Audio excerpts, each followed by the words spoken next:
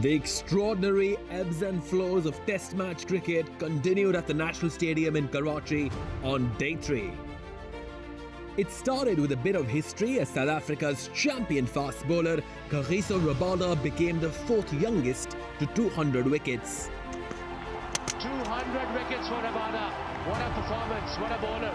But a dynamic final wicket partnership of 55 of just 64 balls gave Pakistan a vital lead of 158 to take into the second half of this absorbing contest. That's travelled all the way for 6. Yasir Shah.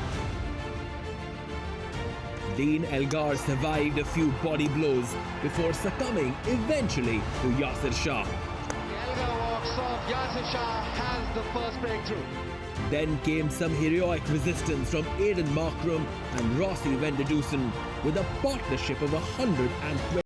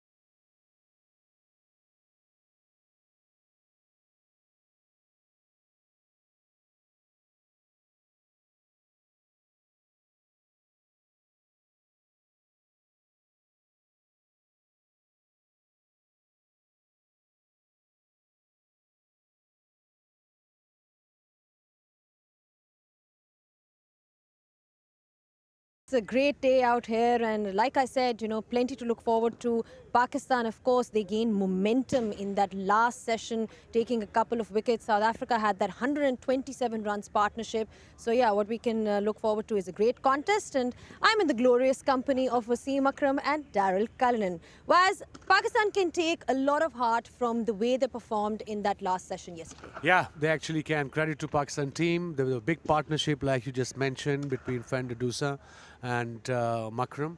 The shoulders were down at one stage, but they got one wicket and then they attacked. Typical in typical Pakistani style, So it was good to see. South Africa only 29 runs ahead. I think Pakistan will come out with the mindset, okay, we're not going to give unnecessary runs away. We're going to attack from one end and maybe defend from the other end. Obviously, Yasir being an attacking bowler, the way he bowled yesterday, he bowled 19 over spell. That was, in my opinion, it was a bit too much to give up your strike bowler. Strike bowler should come in short burst. And if he's a spinner, maybe 7 over spell, 8 over, at the most 9, but 19 over spell, it can finish the bowler for the whole day. But not Yasir, obviously. Yeah, well, he's known for bowling long spells. That's what leg spinners are essentially there for in Test cricket. But Daryl, South Africa, at one point it seemed like they've taken the game away from Pakistan. And like Waz was pointing out, the body language was kind of down. And then those 2 quick wickets in the end, they've just changed the momentum towards Pakistan. They were so close. They were so close going to the close of play. This morning they would have been on the front foot. But credit to Pakistan, I thought there were 1 or 2 deliveries which were too good for the South African batsmen. Probably for any batsman. So they've got a lot of hard work to do this morning.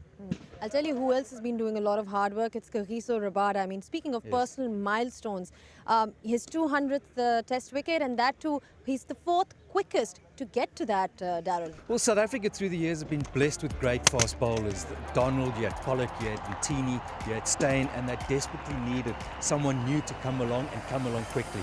So I hope that he goes on to inspire many young fast bowlers.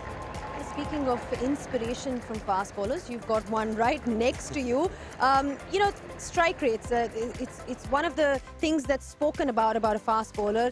You had a fantastic one, and now Kagiso Rabada, Waz, if you look at that, he's sitting right at the top with an average of 22 and a strike rate of 40. But look at the list he's in now. Dale Steyn, Waqar Younis, Malcolm Marshall, one of the greatest of all time, Alan Donald, Mitchell Stark, Fred Truman, all Jules Garner, one of my favorites as well, Fallender, and of course the great Sir Richard Hadley. So that shows this guy is something special. I remember seeing him when he burst into the international scene about 5-6 years ago maybe.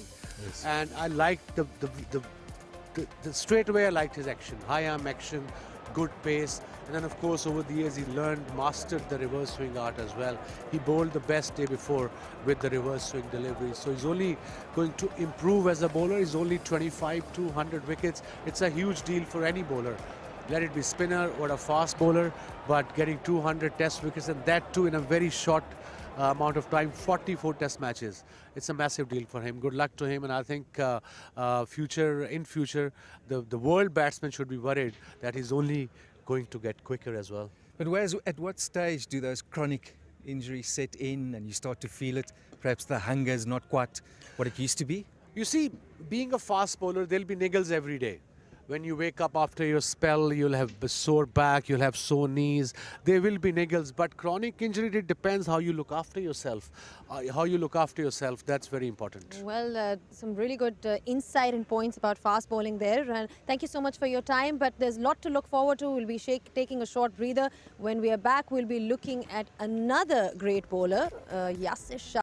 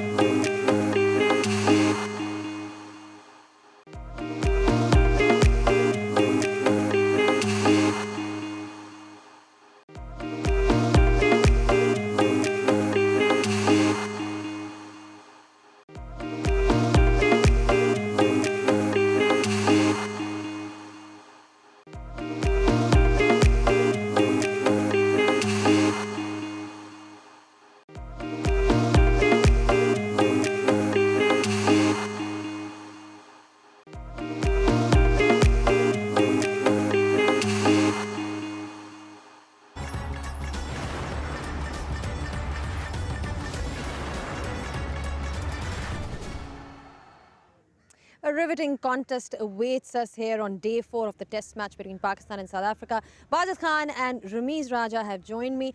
Baz, what did you make of Pakistan's day yesterday? Well, it ended pretty well. We was almost thinking that South Africa will go into close of play ahead or pretty satisfied. But the last half an hour or so, the spinners came in, short legs, silly mid off, everything in, and I think now they'll be sitting comfortably. It's going to get even more interesting for spinners. Rambo, Yasir Shah, over 200 wickets. We've seen what he can do. He's a magician with the ball on these kinds of wickets as well. And yesterday as well, he showed us a glimpse of what he can do. Yeah, I mean, he's a star act on a surface like this because he'll get the ball to spin. He's got different variations. He bowls splendidly well from round the stumps. And this pitch is tailor-made for him. All he has to do is to now be not bothered by the eventual success, because there will be a lot of pressure on him once again. He just needs to just continue bowling the way he's done. And he bowled a superb over to Faf du Plessis. Look at the spin that he got, and I think that got him confused. He was stuck on the crease and finally did him with a straighter one that fizzed through off the surface. So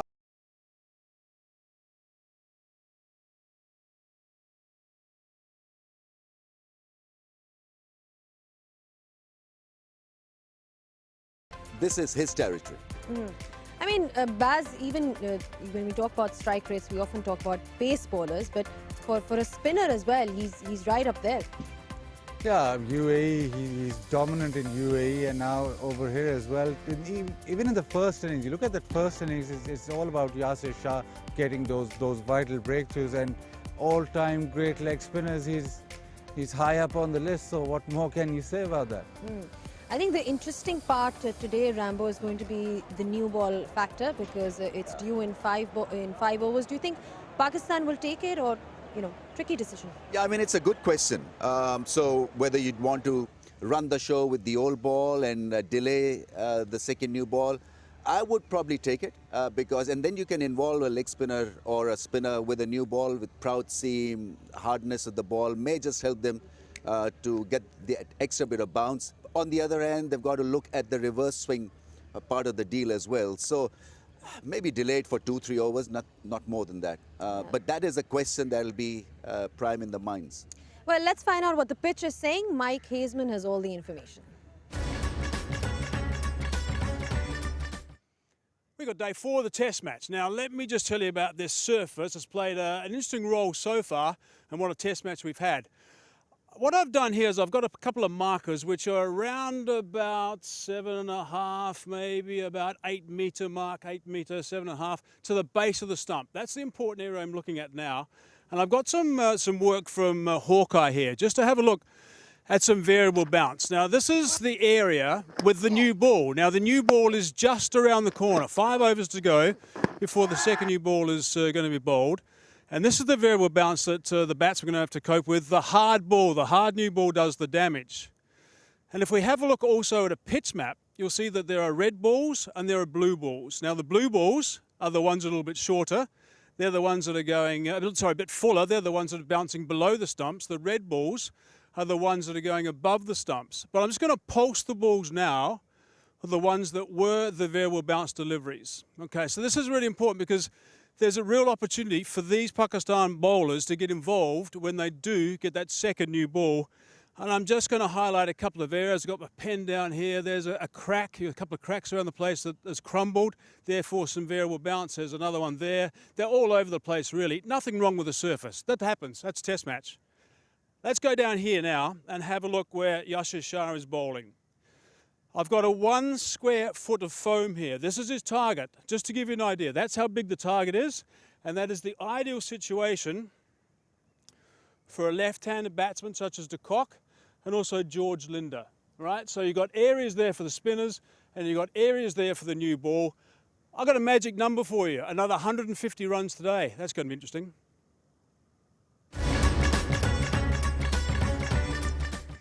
Yeah, judging by how things are looking out there, Baz, I mean, Quinton de Kock, his role is going to be even more important. But that second innings average, I think he'd want to look to improve that, because it suddenly goes down to 28. Yeah, definitely. And the way that he plays, I think it'll be slightly tougher here because ball's not coming onto the bat. But he's the only hope, really, because he can get on with the game, get a few quick runs and put the pressure back. But if he doesn't fire, I think South Africa will have it really tough. Just on that picture board, I love the way that Hazeman strides with his walking stick going around the pitch. At his age, he probably needs one. Yeah, quickly, Rambo. Your thoughts on how Pakistan should proceed in terms of their bowling plans today? Patience, and also I thought they worked a very good game plan when nothing much was happening, when that partnership was working for South Africa between Fender Doosan and Markram. So more of the same, and they'll eventually get the result. Don't be impatient. Don't be impatient. Patience is the name of the game. Thank you so much for your thoughts, gentlemen. It's going to be a great day ahead. A beautiful sunny day. The sun is out. And lots to look forward to between Pakistan and South Africa. We'll be taking a short breather. When we do come back, we'll be taking you here for all the live action. So please don't go anywhere, and see you just in a bit.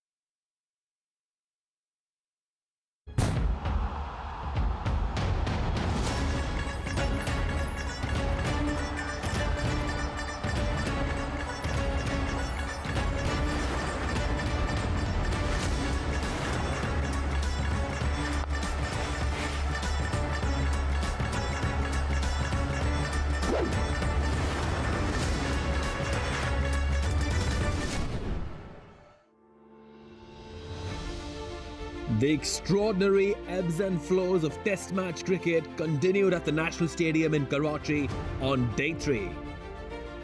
It started with a bit of history as South Africa's champion fast bowler Kagiso Rabada became the 4th youngest to 200 wickets. 200 wickets for Rabada. What a performance, what a bowler.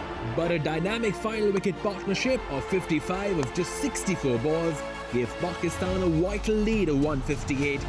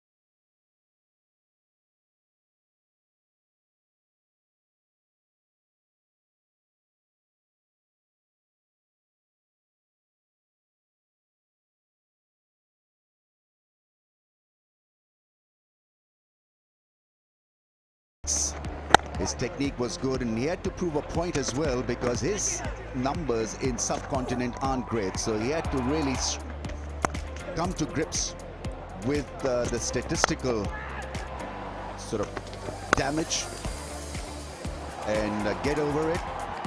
And he did with some wonderful batting.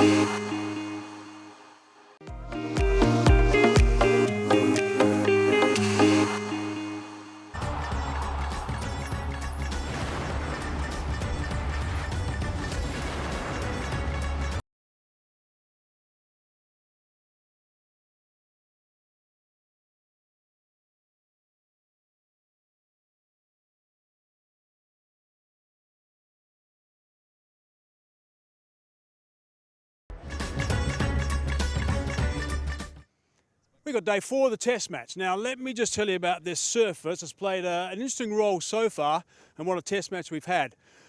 What I've done here is I've got a couple of markers which are around about 7.5, maybe about 8 metre mark, 8 metre, 7.5 to the base of the stump. That's the important area I'm looking at now.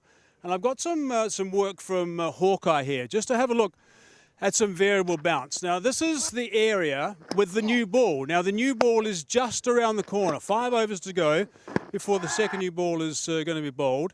And this is the variable bounce that the batsmen are going to have to cope with. The hard ball, the hard new ball does the damage. And if we have a look also at a pitch map, you'll see that there are red balls and there are blue balls. Now, the blue balls are the ones that are a little bit shorter. They're the ones that are going, a bit fuller. They're the ones that are bouncing below the stumps. The red balls are the ones that are going above the stumps. But I'm just going to pulse the balls now of the ones that were the variable bounce deliveries. Okay, so this is really important because there's a real opportunity for these Pakistan bowlers to get involved when they do get that second new ball. And I'm just going to highlight a couple of areas. I've got my pen down here. There's a crack, a couple of cracks around the place that has crumbled, therefore some variable bounce. There's another one there. They're all over the place, really. Nothing wrong with the surface. That happens. That's test match. Let's go down here now and have a look where Yasir Shah is bowling. I've got a 1 square foot of foam here. This is his target, just to give you an idea. That's how big the target is, and that is the ideal situation for a left-handed batsman such as de Kock and also George Linder. Right? So you've got areas there for the spinners and you've got areas there for the new ball. I've got a magic number for you, another 150 runs today. That's going to be interesting.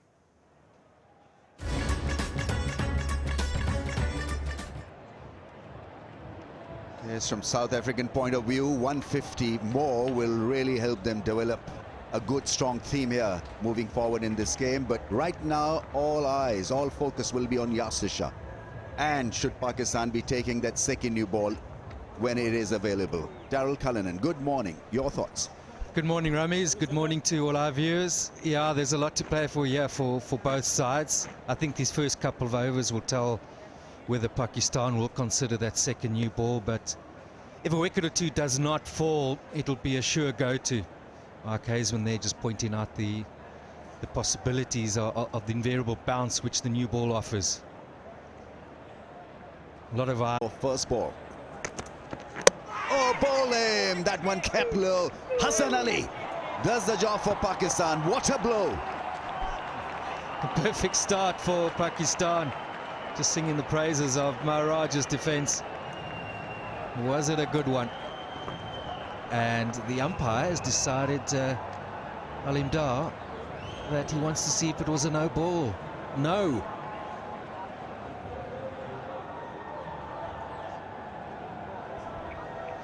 Now what did this do?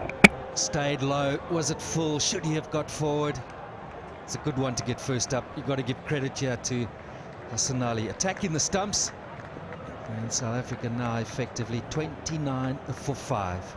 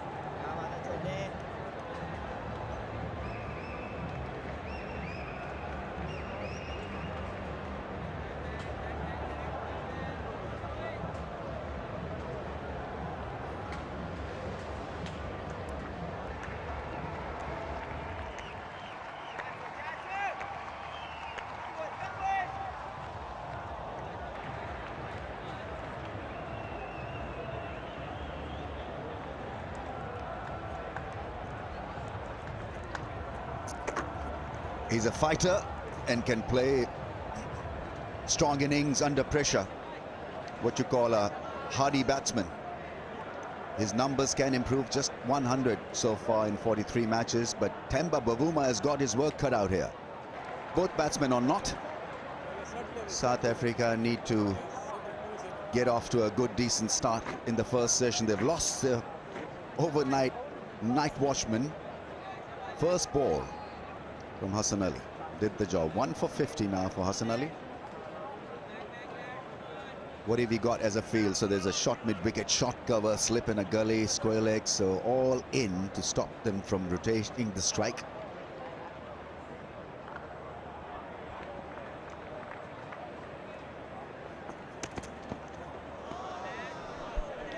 Bavuma once again finds himself coming into bat with South Africa in a tough situation.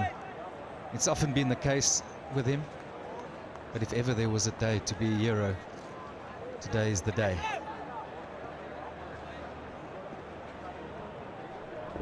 Just a slight shade away. Outswinger tried and missed the ball completely. Low bounce, damaging him quite severely in the end. Hassan Ali with his celebrations.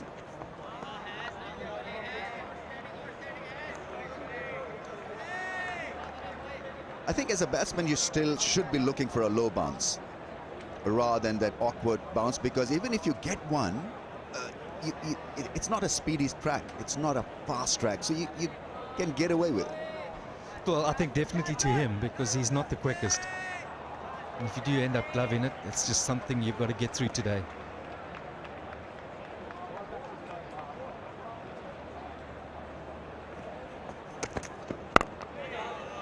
That's the move. That's where you've got to be backing yourself. 130, you've got to be thinking, I can get forward to this. And does he have the height to really get that extreme bounce? It's not a new ball. So everything suggests, yes, Ramesh, you've got to look to get forward.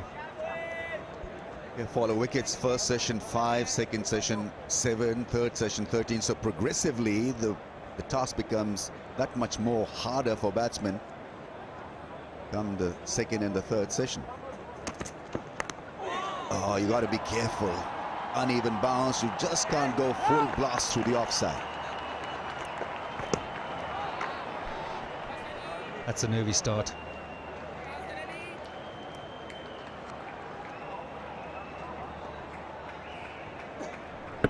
Just at the last moment there, you saw it come into Bavuma. Is that telling us something, though, that he's going to look to play his shots? Now, I think one man that will is Quinton de Kock. I don't think he enjoys his thinking to get in his own way. He's an instinctive sort of player. He's got one of the best strike rates in world cricket for a test batsman. It's a difficult one for Quinton de Kock because he's got to set an example here. So should he be digging in, or should he just be his natural self, which, as you rightly pointed out, is a go-getter. He hits the ball hard, he's instinctively aggressive. So it's a difficult one. I mean, they need him to be out there, get a partnership, do the basics well, you know, grind it out. Is he that sort of a batsman, though? That is the question.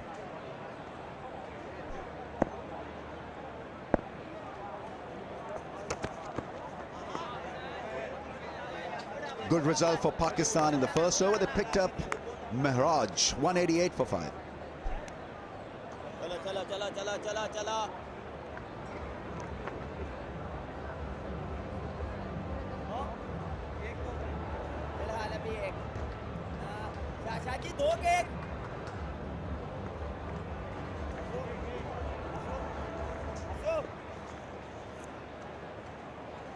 Center. Right arm over.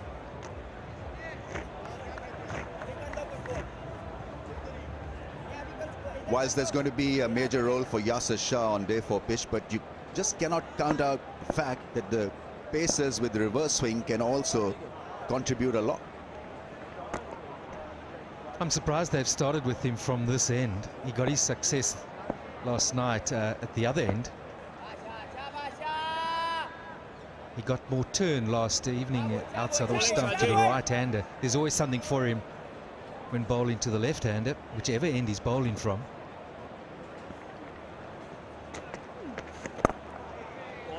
Nice flight, lower in pace. Just going back to de Kock, I think that early wicket may just firm up his belief that the way to play here is to attack.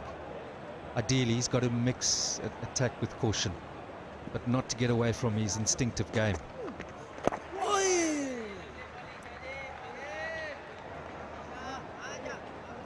can't do it on his own. He's going to need a partnership or two. Linders to follow. He showed that in the first innings that he's capable of spending time at the crease.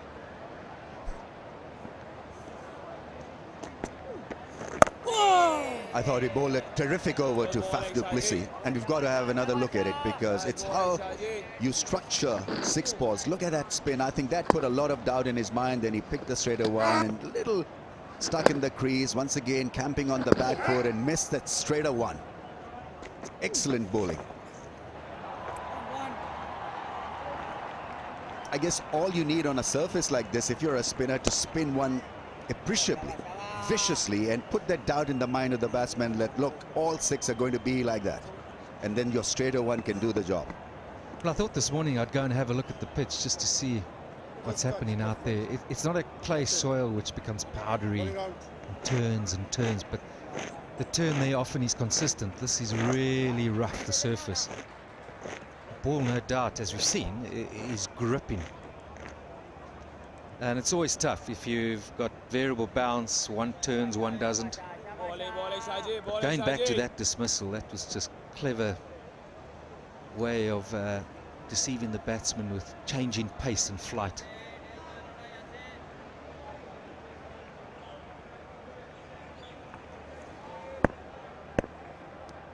Such an exciting option, leg spin. Always seems to have happened something more when they're on show. Quinton de Kock is off the mark.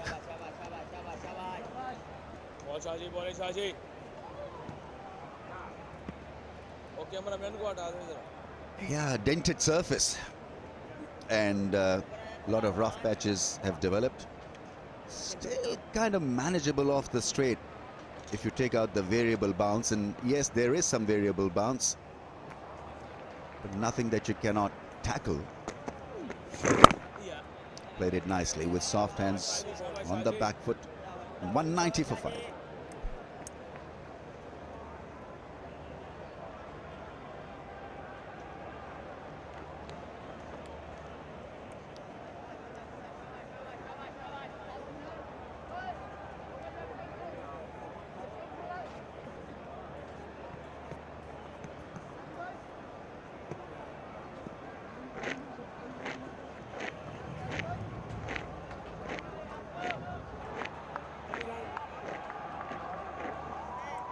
Hassan Ali from round the stumps to the left-hander.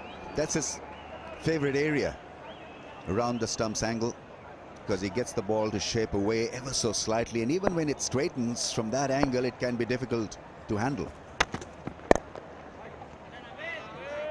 Fielding generally has been very nice from Pakistan. They stood out in the first innings, couple of run-outs, couple of great catches. Is that a good time round the bat, Abid Ali? 2 catches for him at Salim it off. It's a no ball, so he'll have to reload again, Hassan.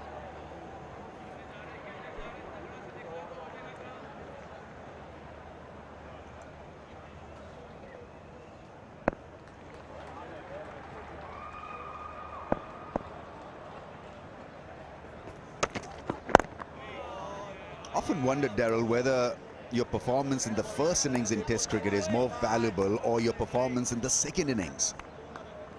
But those numbers nosedive in the second innings for Quinton de Kock. At times you need someone to draw a contest, need someone really to fight it out in the second innings. And so he seems to struggle.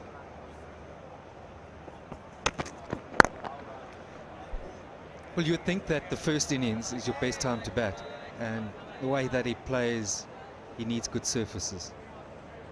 The second innings, it shouldn't really be the same as the first, unless it's a really flat pitch, which just plays very well for 5 days. But that's quite a discrepancy. That's something that maybe he should give thought to. Is it the pitch, or doesn't he work quite as hard in the second innings? Wants to feel the ball on the bat all the time, Quinton de Kock. So dots can have an effect on his batting psyche. Look to block him, and you probably then will get a response.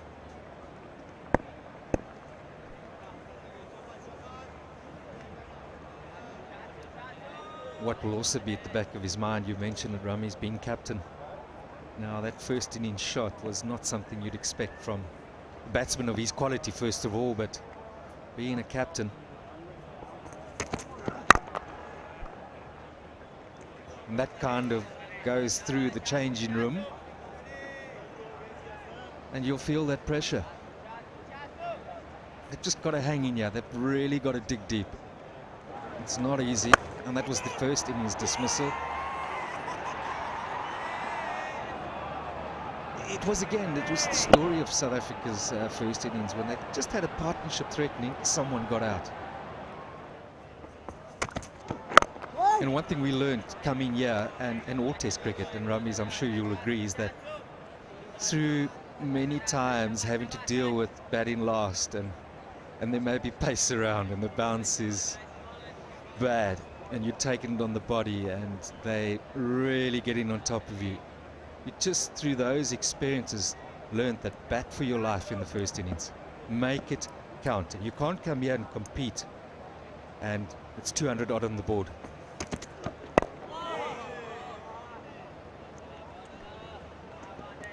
Five down for 192.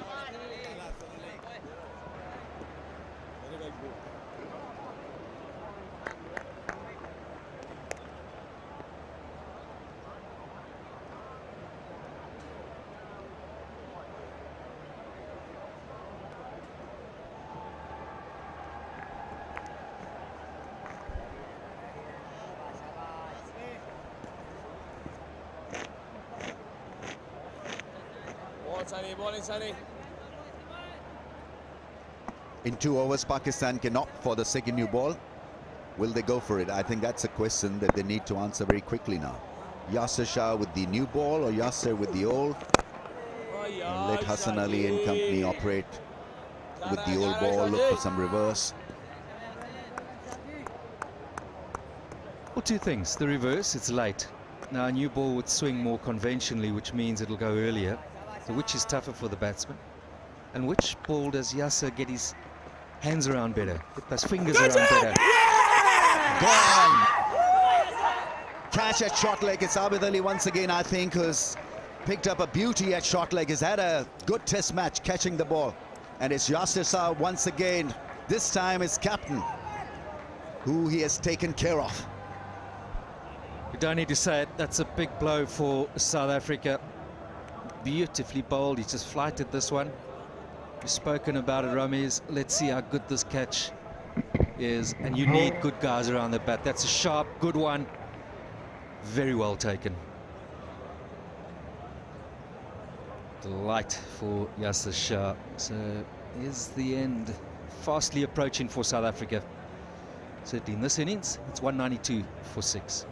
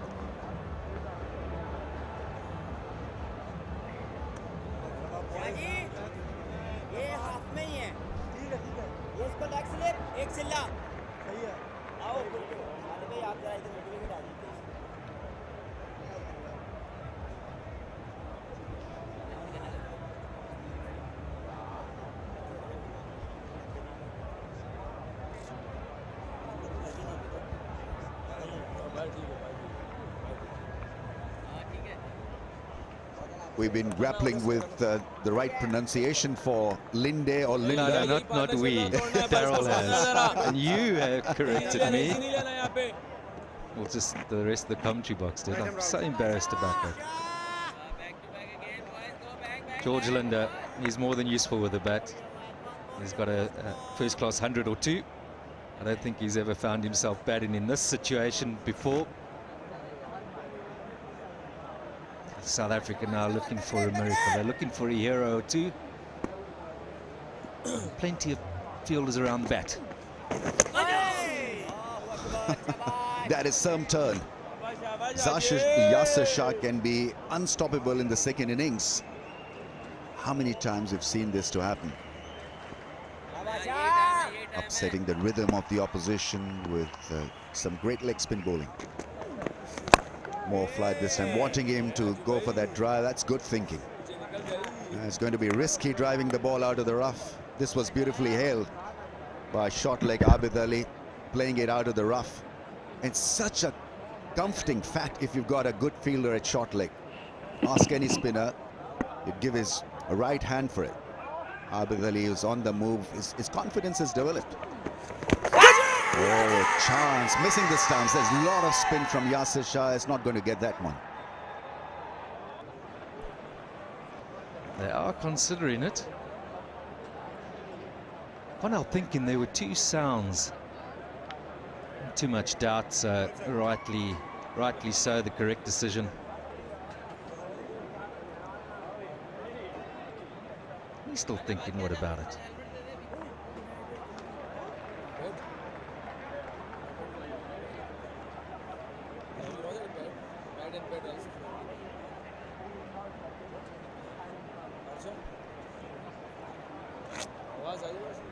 Spinning the ball out of the rough. He would have gone on to miss the stumps down the leg side. So his performance is incredible when you compare his stats in the first innings and in second innings. 123 wickets in second innings for an average of less than 24 in first innings. 110 wickets with an average of almost 39. So remarkable change when he comes on to bowl in the second innings. 192 for 6.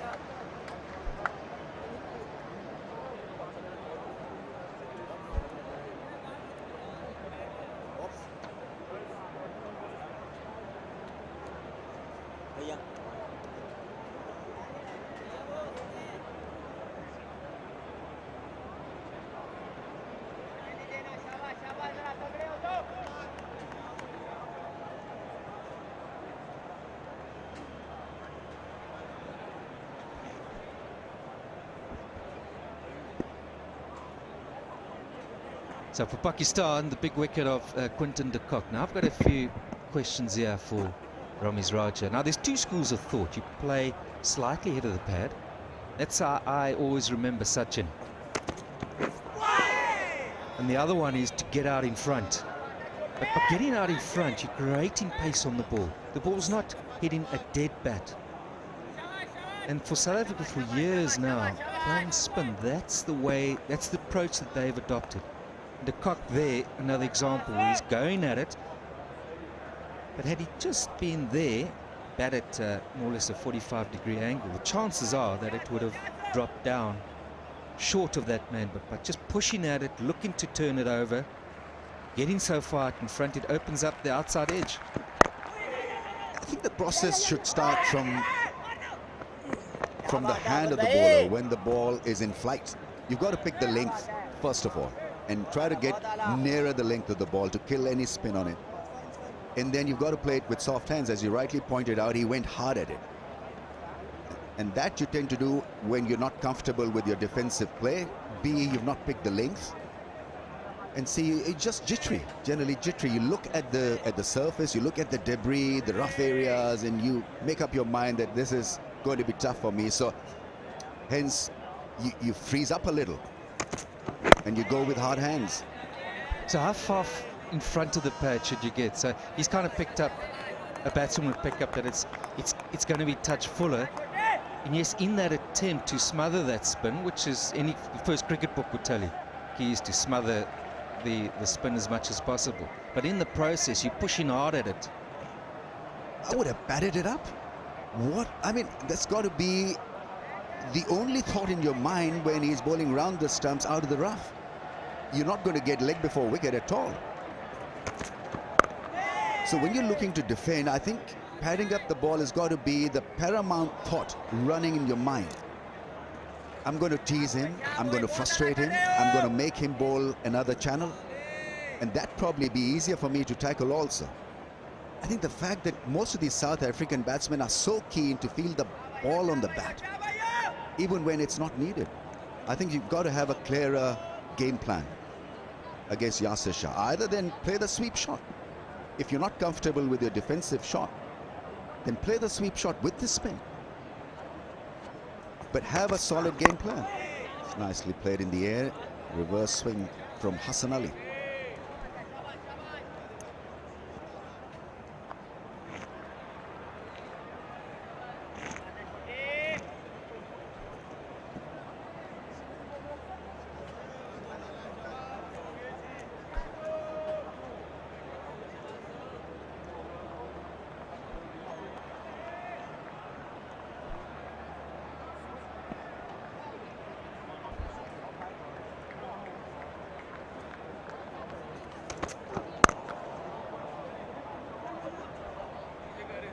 Misfielded.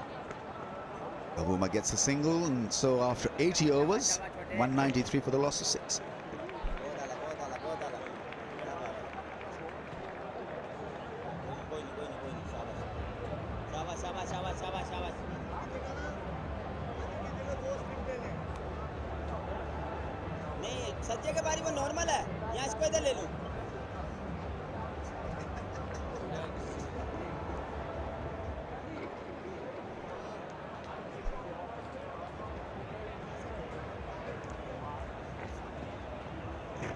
So second new ball is available. Pakistan still not interested, and rightly so, I guess, because they've had good results this morning.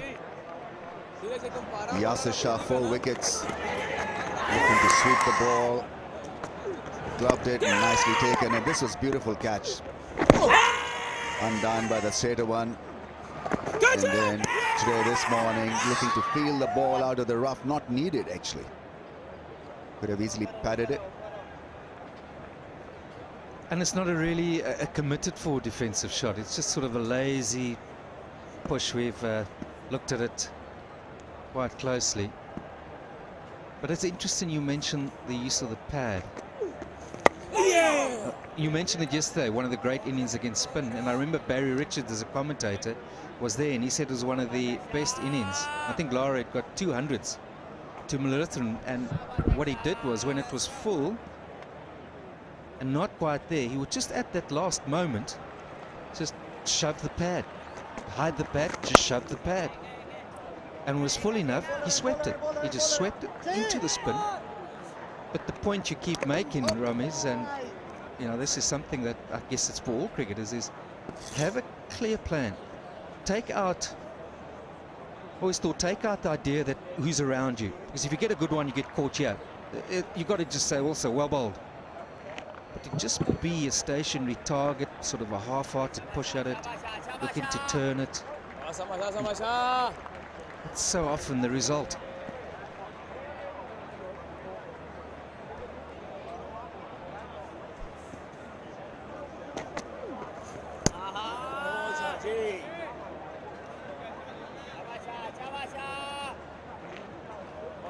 Bowling Shaji.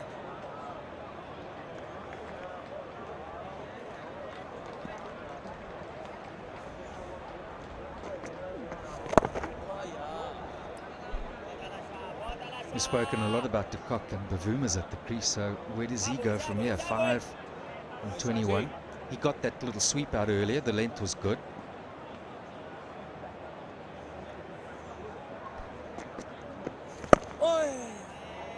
Can't help thinking, and it's something I picked up last night, that he definitely, to the right hander, got more turn this end, the other end. He started his spell, bowled 19 yesterday, from the end that he's bowling from right now, but all the action, that late action, happened at the other end, the media end. Nicely played, well bowled, good contest this. Bavuma more at ease against Yasir Shah in that over, 195 for 6.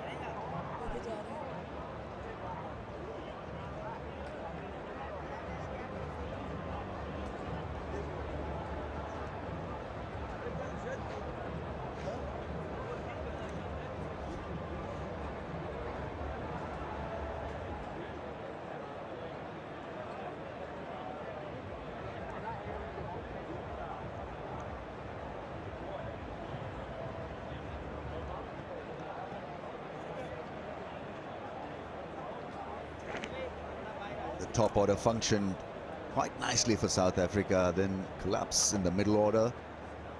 And now South Africa with a slender lead of 37. They're effectively 37 for the loss of 6.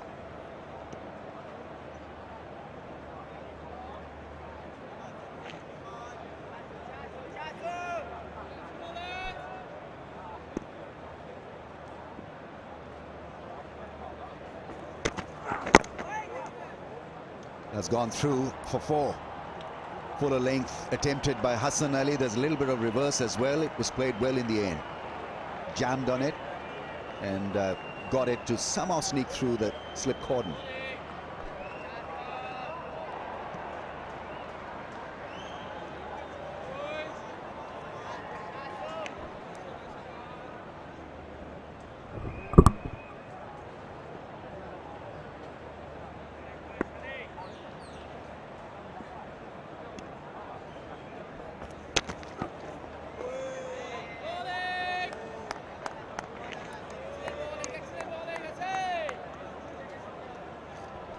It's that strangled feeling. It's a horrible time to be in for a batsman. When backs to the wall, the game's going nowhere, you're struggling to get a run. So much work to do. In a funny way, it can just relieve you of the pressure. You just say, well, this stage is really my job. Yes, we want you to get runs, but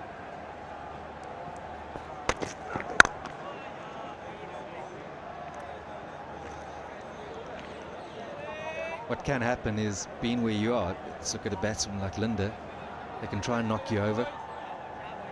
If you just set up and you know it's going to, in that effort, it's going to come a lot straighter more often. There are some runs to get. I think communication between these two is very important. Good encouragement, thoughts on what the bowlers are doing.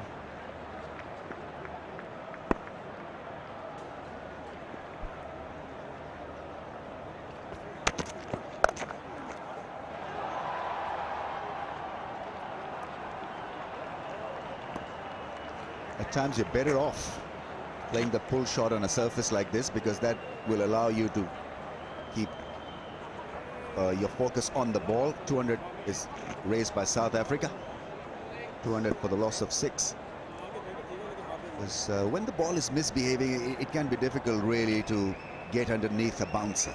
You never know how much height it's going to take. So if you're looking to play the pull shot, not hard pull shot, that'll allow you to have more look at the ball. For sure. He's not the quickest, and if you do play it well, I would definitely encourage it. Nice shot. Babuma located that in-swinging angle quite cleverly. Now he's got to be careful with his running. I had that thought as he called for the second. No, it was a comfortable run. He's always had something. That's one thing I've always said about his cricket. And just that ability where he can just convert, just take it a bit further. Sort of player that is like Markram in many ways, where you just get over that hurdle once, maybe twice, then the runs will really come more consistently. But it's been a challenge for him. He so often found himself in these situations, and that's also not ideal either. On the pads, Babuma plays a good shot and no runs of that ball. 202 for the loss of 6.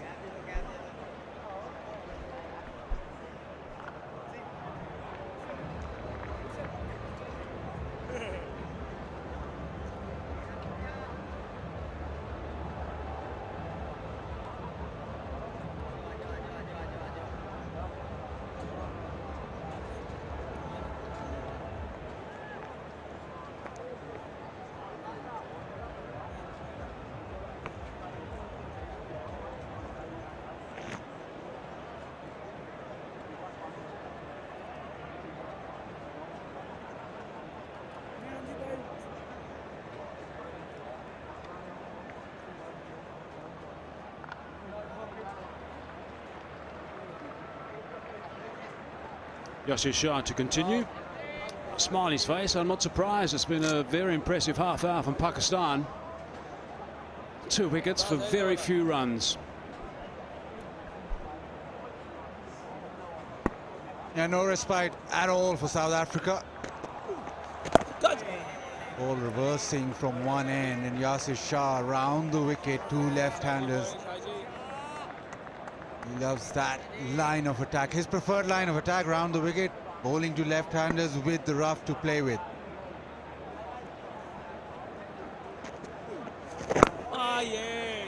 And all left-handed batsmen always keep reminding everybody that they have to deal with the rough every time.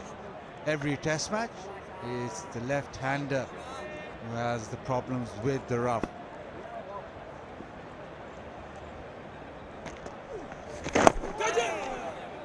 Yasir Shah will keep plugging away just on that line.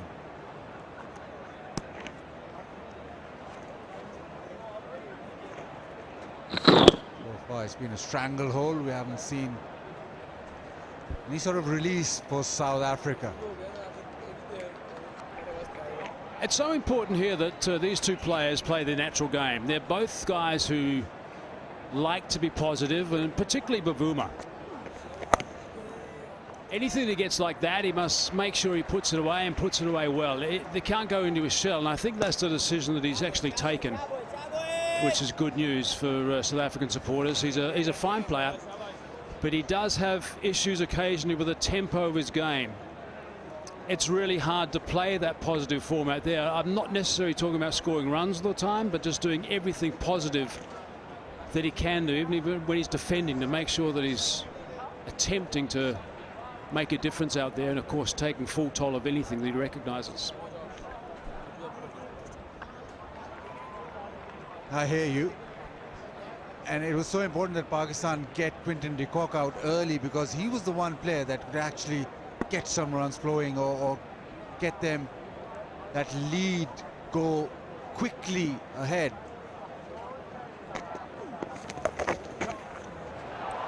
A sweep shot, and that might be a boundary, so the option of the sweep this time working. Hey, good stuff from George Linder. Played really nice, I thought, in the first innings. And again, he's a flowing player, so he's got to look to do this. And again, it's not easy, but it's a really good shot. Quite prepared to play the sweep. He knows it's something he can play well. That's what you've got to do. Play your natural game. Don't be like a rabbit caught in the headlights.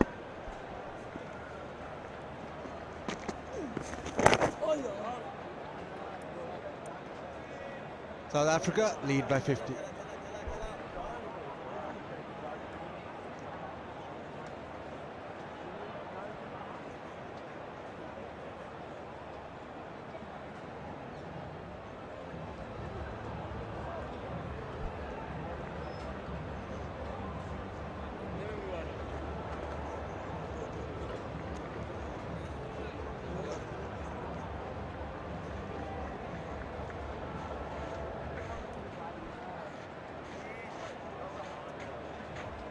Yeah, Yasir Shah 4 for already, and still he's got opportunity to get 4 more, but it's been about the leg spinner. Reverse swing this morning, and that has meant that Pakistan still haven't taken that second new ball, which has been due. Just looking at that batting card, and it's a long tail. Let's face it. I mean, you got Linder, of course, and then you got the bowlers. When I say it's a long tail, it's not that long, I suppose, but the next 3 are not expected to get runs. And it just makes me think back to that last wicket stand of 55 that Pakistan had. I mean, what a difference that's made in the context of this test match. Really shows the true value of guys batting all the way down, and when they do get a chance, getting stuck in right at the bottom. Huge frustration factor when the South Africans were out there yesterday morning.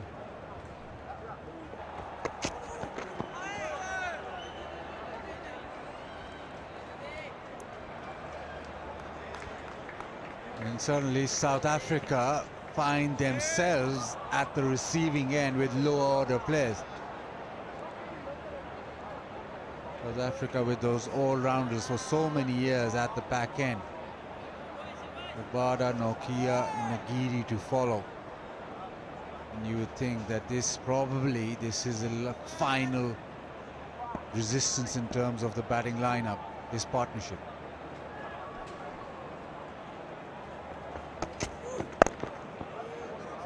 So here's how would it be like now returning the favour. Other sides now getting runs at the back end, bottom order. It's always South Africa with all those all-rounders batting deep. Very rarely did you associate a long tail with the South African lineup. You didn't at all, and there were always all-rounders. I mean, there's Mulder's an all-rounder. Mulder did a very good job as a all-rounder, a batting all-rounder, admittedly, in my mind, against Sri Lanka, but omitted for this game because they wanted to play all the spinners. Then Ngidi was suddenly brought in at the last minute when Shamsi did his back in the warm-ups, literally, astonishingly, actually, 10 minutes before the toss. So, yeah, you're right, it's a different look. I mean, I remember when I first went to South Africa, I mean, a long time ago, that was when the Dead Sea was still sick, actually. But I remember then that there were so many all-rounders all over the place in domestic cricket. It was quite scary.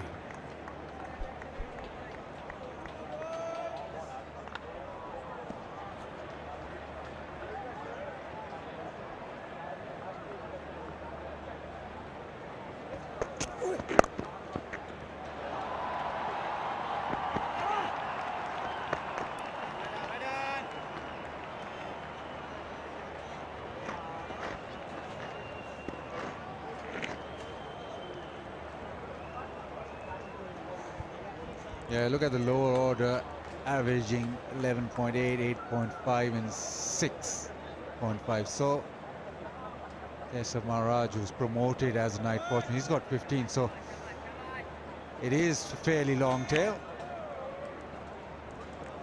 And surprisingly, Pakistan, over the past couple of years, have had long tails, and the lower order hasn't contributed. But this game, I spotted this as in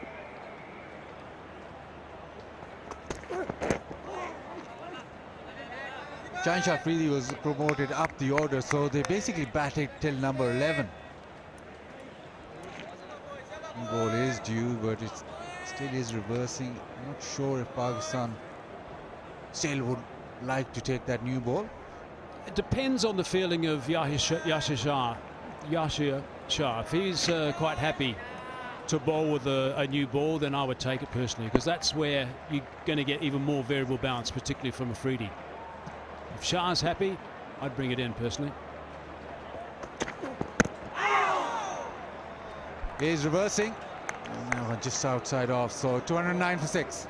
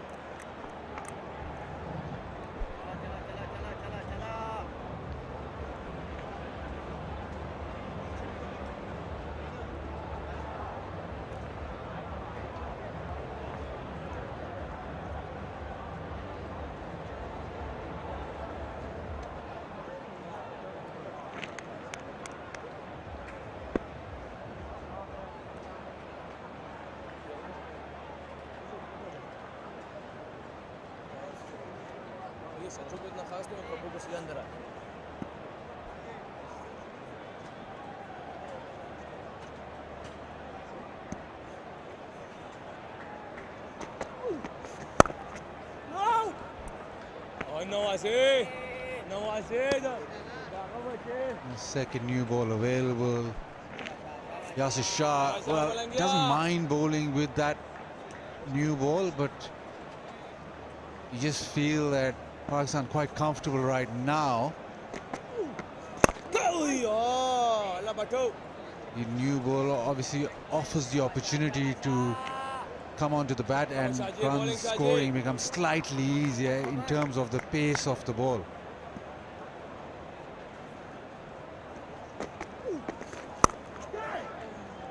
Cut away, and that gets through. Good batting, deep in the crease, back cuts it away. Yeah, he's got quick feet, Temba Bavuma. He realised he had an opportunity. It was a little uppish off the bat, but it didn't matter. That was absolutely fine. Quick feet. A little bit of a prod forward, and then suddenly rock back, and knew exactly what he wanted to do with that. Rock forward, slightly short, he spotted it. Very nicely played.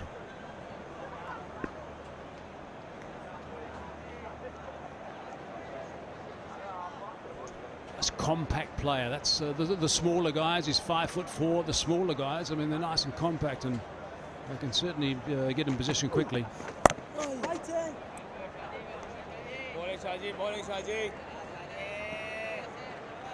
Lower center of gravity helps with the balance.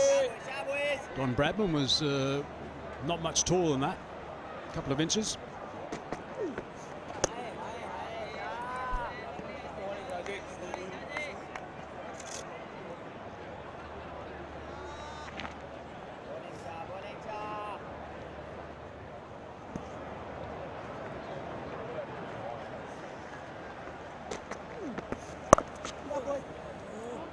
Off the back foot again, but this time just a single. Nicely played. 2-14 for 6.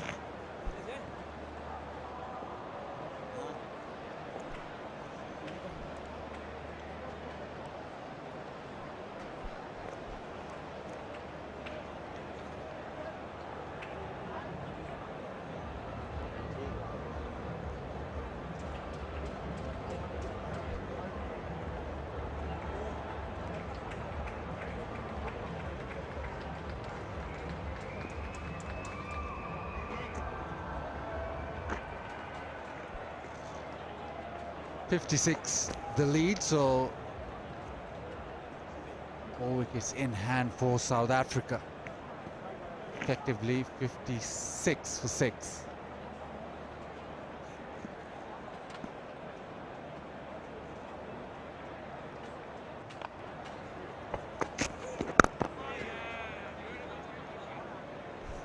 I really like the way Temba Bavuma's moving now. So he's been there for a while. I remember when I started playing first-class cricket, there was a guy called John Inverarity who played a lot of cricket in Australia, first-class cricket that is, and he was vice-captain for Australia for a while. And he gave me one piece of advice only, and he just said the game is simpler if you bat for 30 minutes. And that is dead right. It doesn't matter what the conditions are, and these conditions are foreign to some of these South African players. You bat for 30 minutes, it looks a bit different. Look at that, moving, in sync, that's what I like to call it, in sync with the bowler. 140 k's per hour, and he wasn't the slightest bit rushed.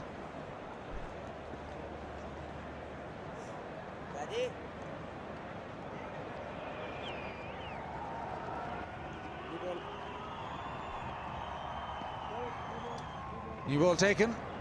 Shine Shah Freedy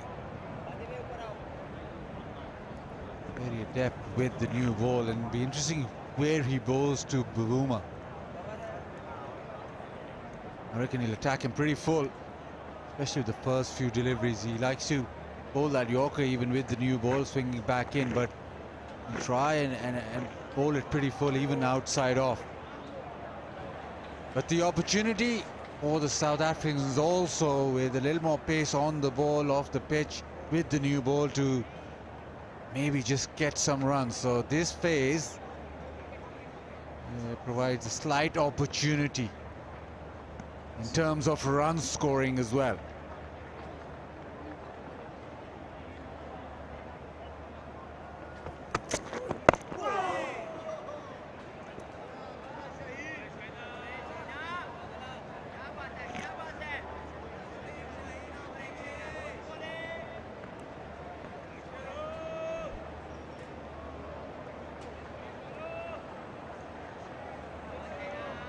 He's gone back over the wicket to accentuate that ball, just coming back in, the LBW in play. And now a short mid wicket also in place.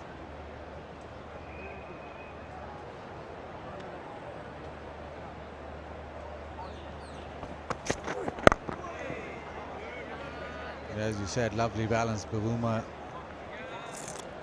played that well with the ball coming back in. He looks quite organized. He looks, well, just from afar, he doesn't look as a man who's not relaxed at the crease. It just baffles you when he's not got, his conversion rate is not that great. It just baffles you why.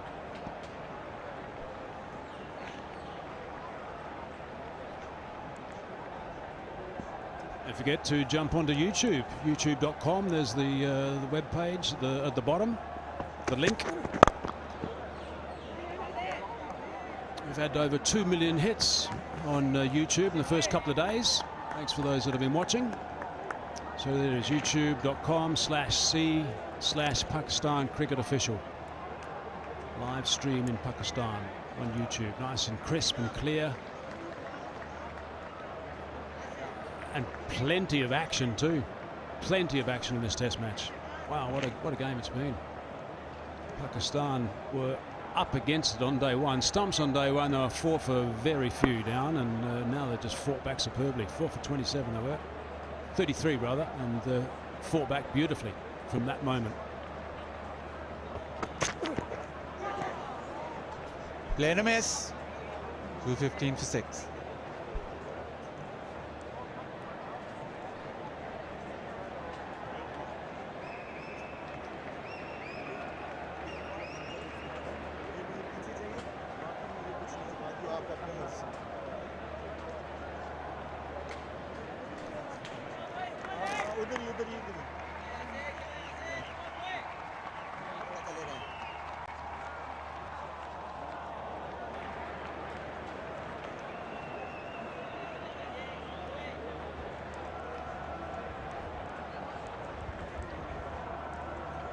So Yasir Shah, he's got the new ball.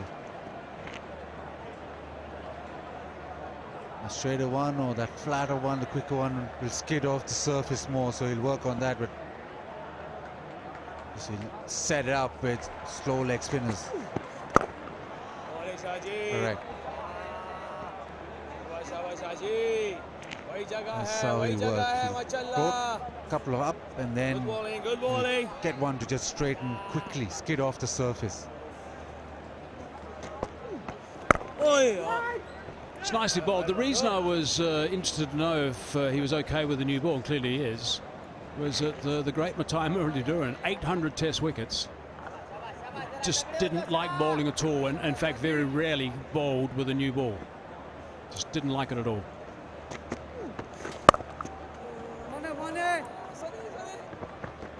Nicely struck.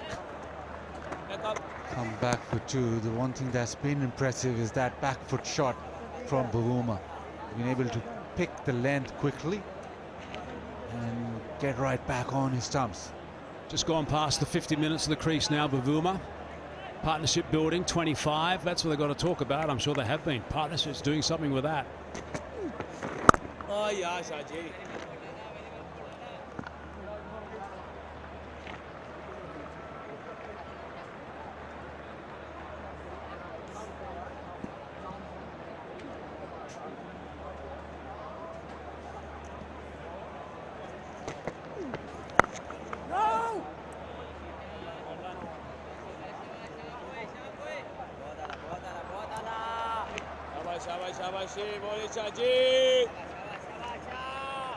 Just that last delivery from Yasir Shah. Just have a look at the stretch and the extra bounce with the new ball, hitting up on the splice. That's the one thing that obviously a short player like Baboom has got to be a little bit concerned with. That if it does bounce a bit more, he can ride it. Let's have a look at the extra bounce here with the half new ball. There it is, but beautifully played. No dramas whatsoever, but a little bit more bounce.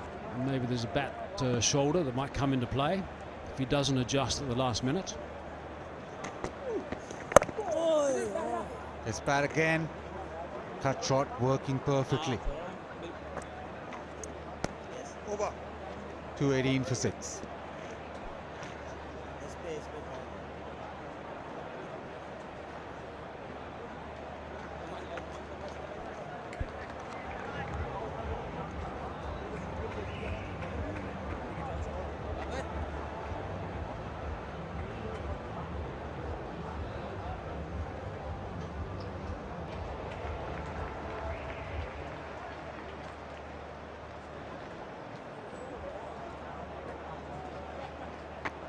I highlighted an area in the pitch report earlier today, which is around about the 8-metre mark, actually, from the base of the stumps of the batsman. And there's a little shade, and this is Hassan Ali bowling, and it bounced right in that spot. That's where the variable bounce has been. A lot of it's been with the new ball, which is why Afridi will be quite excited, I think, right now to be hitting that area. He's done a lot of that. So it's around about 8 metres. It's a little bit full.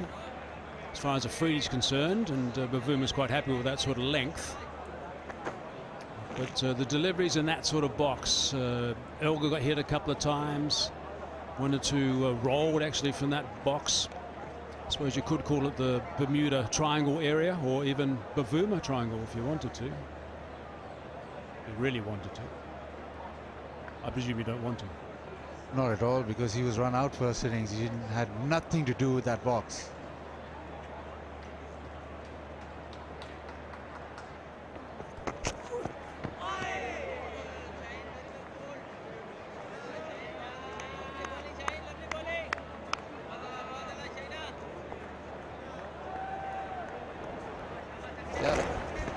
Bavuma triangle was the pop increase really, because he never got to it. And at that situation, well, first innings, they'll be ruining the fact that they had 2 run-outs and just set the tone for the game. It's been a topsy-turvy game, but look at those minor mistakes, and those 2 run-outs really stand out. 2 run-outs and too many soft dismissals. That's the name of the game for South Africa in the first dig. And then you got to look at the carnage that then the bowlers caused when Pakistan came out to bat, and then the application from Pakistan. Fahad Alam was just absolutely magnificent.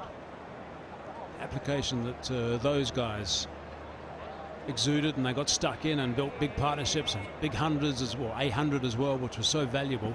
And then some serious runs at the tail. Let's not forget their fielding. Pakistan's field, they outfielded South Africa in this test match.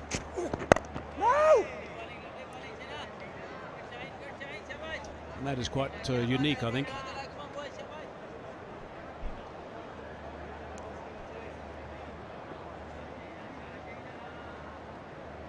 A lead by 60. Wad Alam 109, Fahim Ashraf 69, 64. But the partnership for the 10th wicket we mentioned earlier that is making a difference. Add what, 50 to that South African lead, and Pakistan would be a lot more cautious right now. Nicely played, beautiful shot. The pace off the new ball allowing him just to punch it down the ground for a couple of runs. I also forgot to mention the application from Markham and Van der Dussen. I thought they did a very good job at that stand of 127. And then suddenly things turned dramatically late last night. I thought that over, and Ramiz was talking about it earlier, that Yasir Shah bowled to Faf du Plessis. The setup was absolutely brilliant. Well, it's been a fascinating test. It really has.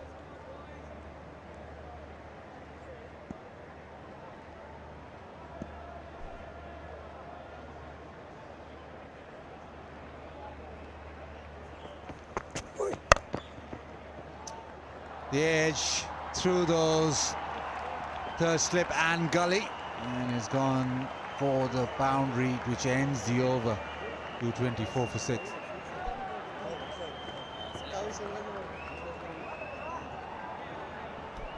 I don't know why he's gone away from that natural length that he bowls. Shaheen Shah Afridi, he normally doesn't bowl that full all the time, and he's been driven twice in that over from Bavuma.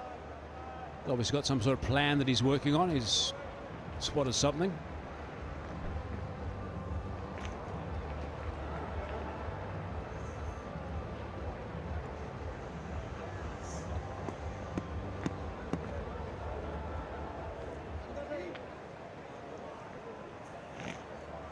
Partnership 32.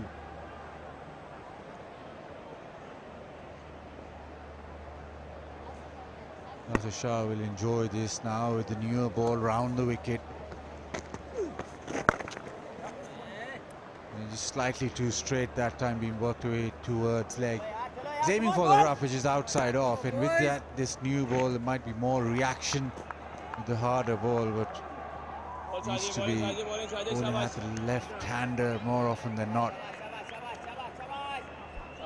My thoughts this morning before the start of play was if South Africa could somehow find another 150 runs, I think that would have put Pakistan under some serious pressure. Nicely done with that. Deep square leg is pretty fine, just for that shot. That's got really fine. It's a lap shot which is going a very fine leg, but if you look at the fielder set for the sweep shot, it's almost just for that lap shot. He's extremely fine. He's not your regular deep square leg.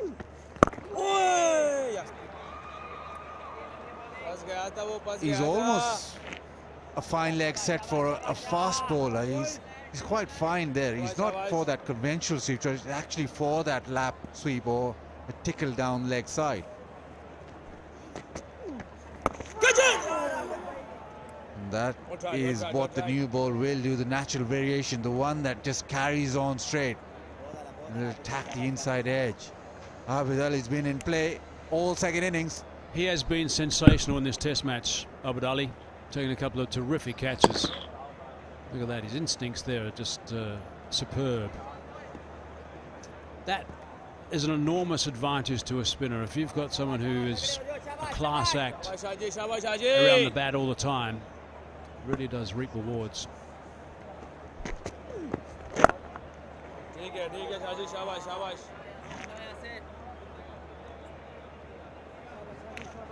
It also allows him to get a little bit closer than what other guys would do if he wanted to, because his reflexes are so good. He can actually creep in a yard if he wanted to. He's obviously quite happy where he is right now, but there have been times where he's been right on the edge of the pitch. Strengthening that area now. Right in the line of a loose delivery. If that happens to be bowled, he'd be in trouble. But then again, there's the confidence of the bowling from the champion leg spinner.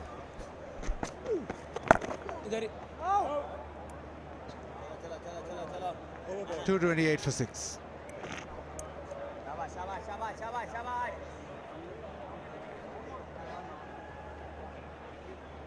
Both 11-10 water time, man.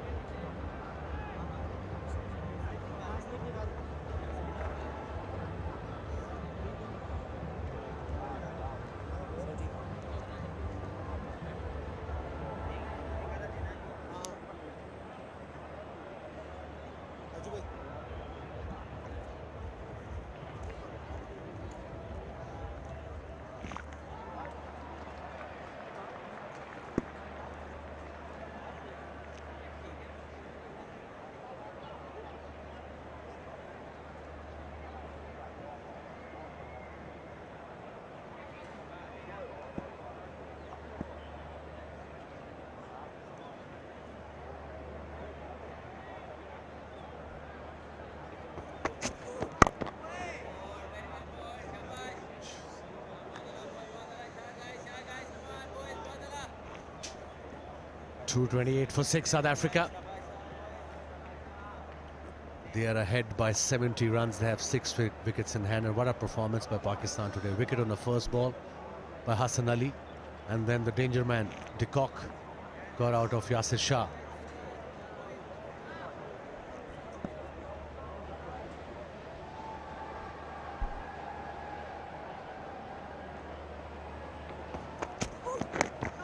Oh, nasty one, and well played in the end. That's beautiful batting by Bavuma. Played it down, didn't go hard at it. Jumping up in the air, is a small fellow, but controlled that one brilliantly. Awkward length, awkward bounce. And very nicely played with soft hands. Didn't carry towards gully where Yasir Shah was waiting. 70 runs on this pitch. If you're chasing batting fourth, 140, 150 could be a very difficult ask. So the plan should be to get a wicket now and get into tail straight away. Yes, exactly right, Waz, because 150 on day 4, day 5 pitch with Rabada in form, running in hard in Pakistan. They've had a close look at the pitch as well, and that's got to sit a bit negatively in their mind. You know, 150 could be a bit of a teaser for them.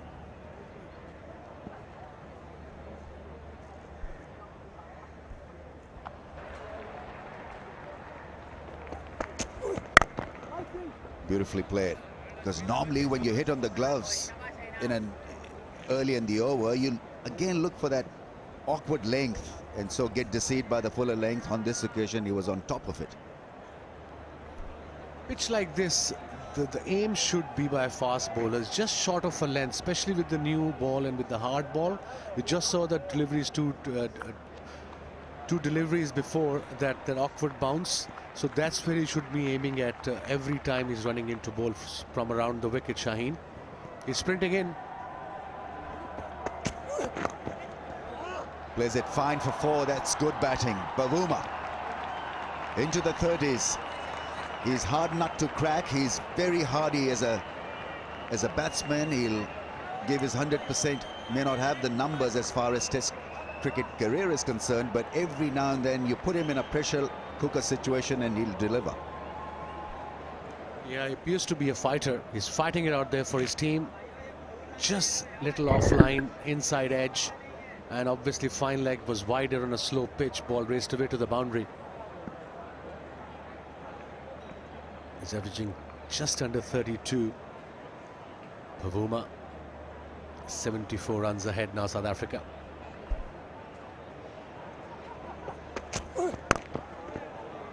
Inside edge earns him a single. Shaheen Shah Afridi kicking the turf is not happy chappy. A little frustrated was Shaheen Afridi. None for 61 his figures. 233 for 6.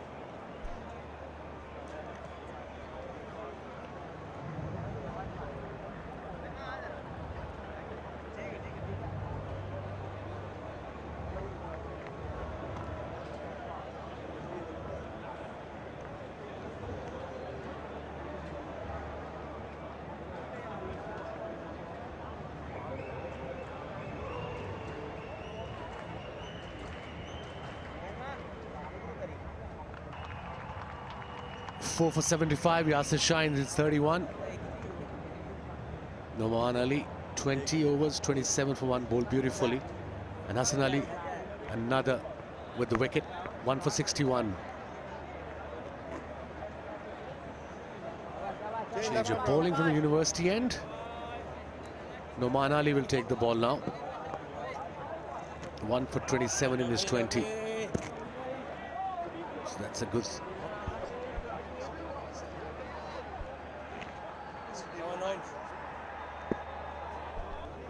7 over spell from Yasir Shah. That's actually not a bad thinking by Babar Azam. Yesterday, I reckon he bowled him a bit too long. It's 19 over spell. 6 overs, 7 over. He's got so many options as far as bowling concerned. 3 fast bowlers, 2 proper spinners. Slip and a short leg to start off with for Naman. Fine leg is going finer for this paddle sweep.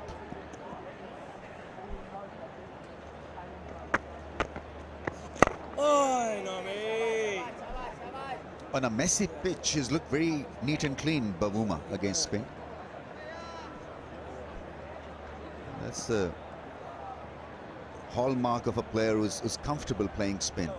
Very good defensive batting from him so far. Just playing good cricket, sensible cricket, not taking any risks, playing according to every delivery, and it made it simple. If it's there, I'll play it there. If it's short of a length, I'll just block it with soft hands. So that's very sensible cricket from Bavuma. He's on 33. Every run is important for him and, of course, for his team. 1500s first-class career. And look at the average, healthy average of 30, almost 37, 8,000 plus runs.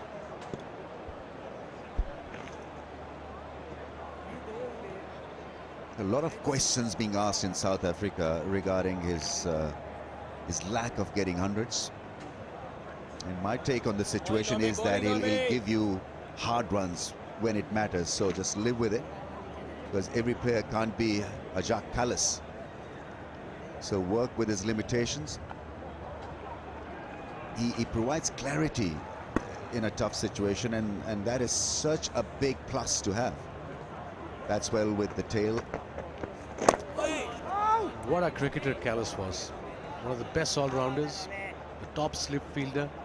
And remember when he came in the burst onto the scene, and he was quite sharp. He was easily 145, 140. and one of the safest fielders in slip cordon. For me, one of the top all-rounders ever who played the game. Kallis, 200 catches in Test cricket as well, on top of his runs and wickets. Beautiful, Nomi.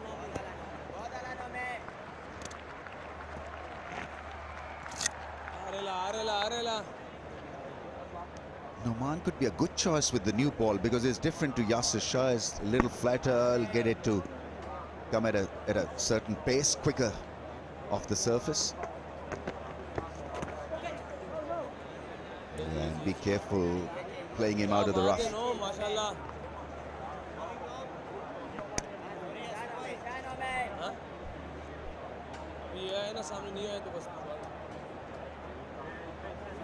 So he's trying to hit the rough, Noman. He's got two fielders, leg side, short leg and leg gully. The quicker one. 234 for 6.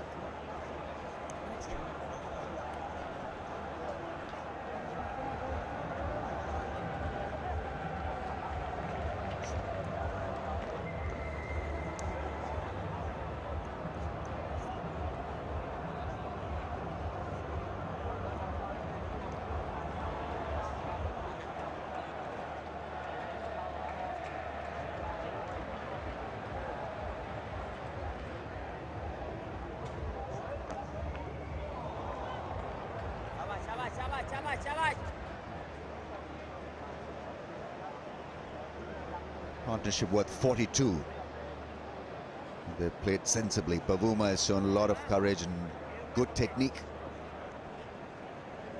That is what South Africans really will be hoping from their tail-enders. Just dig in, make sure that you don't make it simple for Pakistan. Let's try to drag this game into day 5. 8 runs in 6 overs. Fahim Ashraf has been used sparingly.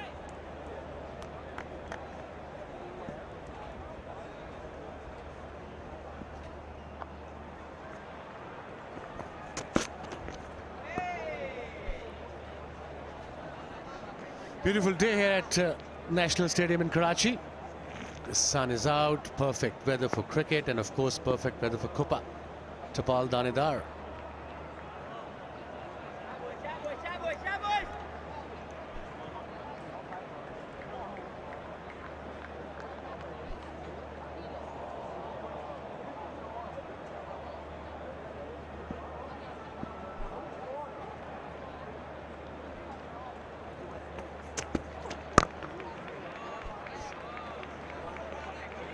First session is 2.5 hours because of Friday.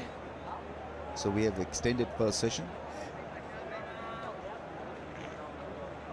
Lunch is for an hour today, so... You can have a nap as well after lunch. Nap. Yeah, they feed us properly, so wouldn't mind sort of taking Power it nap. easy on a lounger. Power nap. Works wonder.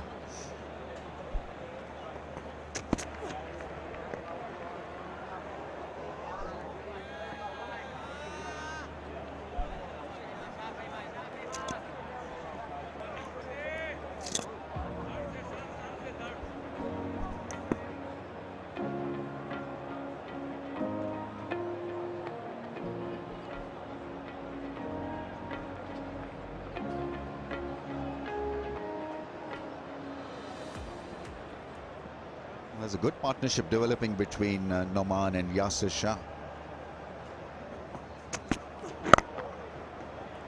I think he's bowled well, Noman, for a debutant, because you look at temperament, quality, where they provide control to skipper. He's done all of the above. Yeah, he did actually. He looked the part.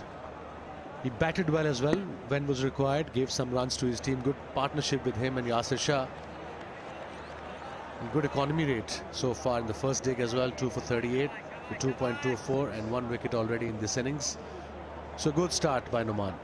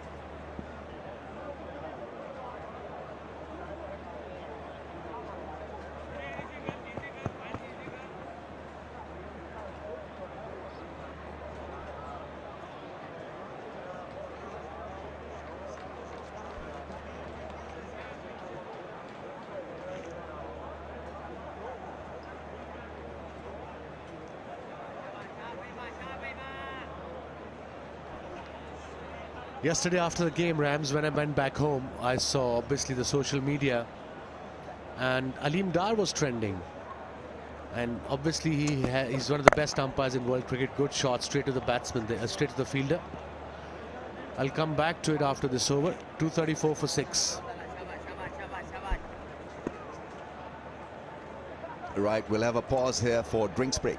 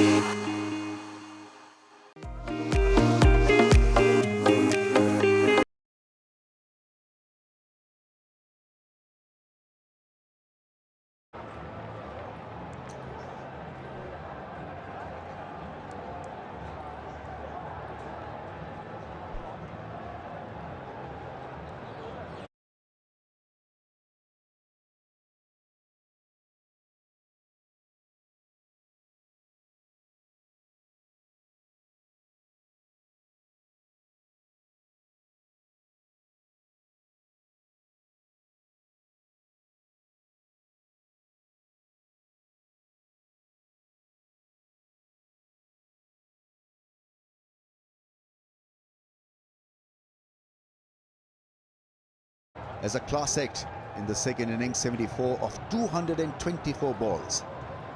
Applied himself very cleverly on a tough pitch and almost pulled it off up until the last half an hour, where South Africa lost their way, lost wickets, and so 6 down for 234, 4 for 75 for Yasir Shah. He's been the wrecker-in-chief. Noman on debut, 1 for 28 and 1 for Hassan Ali. Yeah, I was coming back to that point where Aleem Dar was trending yesterday after the game, and I checked on social media, Rams. He made a couple of mistakes, human errors that can happen. He's only human. 133 test matches, thrice ICC Umpire of the Year, and we were having a go at him as a cricket-loving nation. The guy who given us so much good name. So that's not fair on this guy. One of the best umpires in world cricket and a great human being on and off the field. So well done, Aleem. We are proud of you, buddy.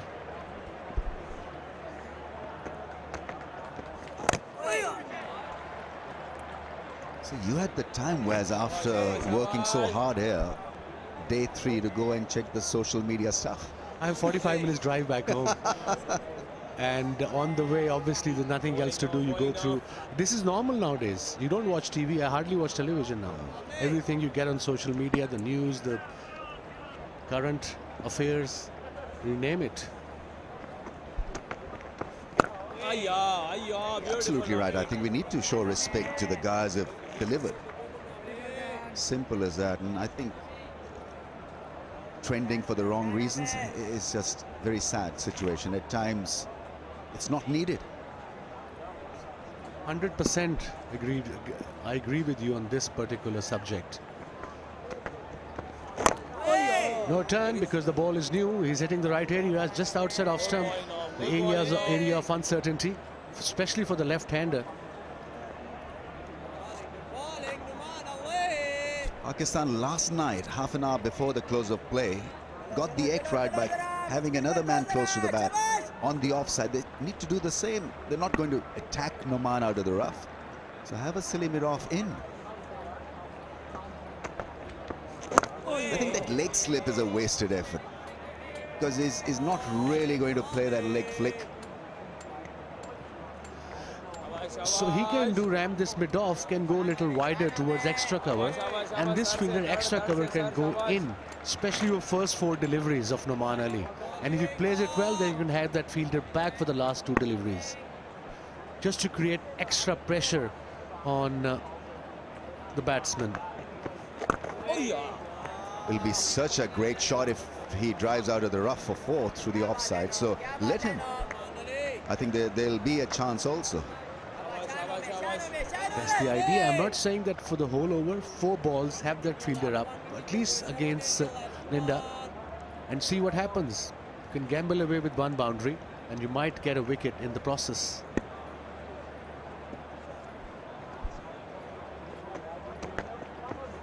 Oh, there is that. Big drive, and well, it's taken at leg slip. I was wondering whether that leg slip fielder was needed or not. Well, we have the answer now. Out of the rough, trying to hit the ball hard through the offside, and Linda is deceived and gone. What a wicket. Second for Noman. Hitting the right areas, flighted delivery, rough inside edge onto his pad, and then good catch by Imran Butt again.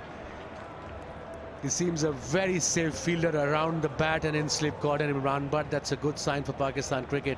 He fought well, Linda. Departs for 11. South Africa struggling now a bit, 234 for 7.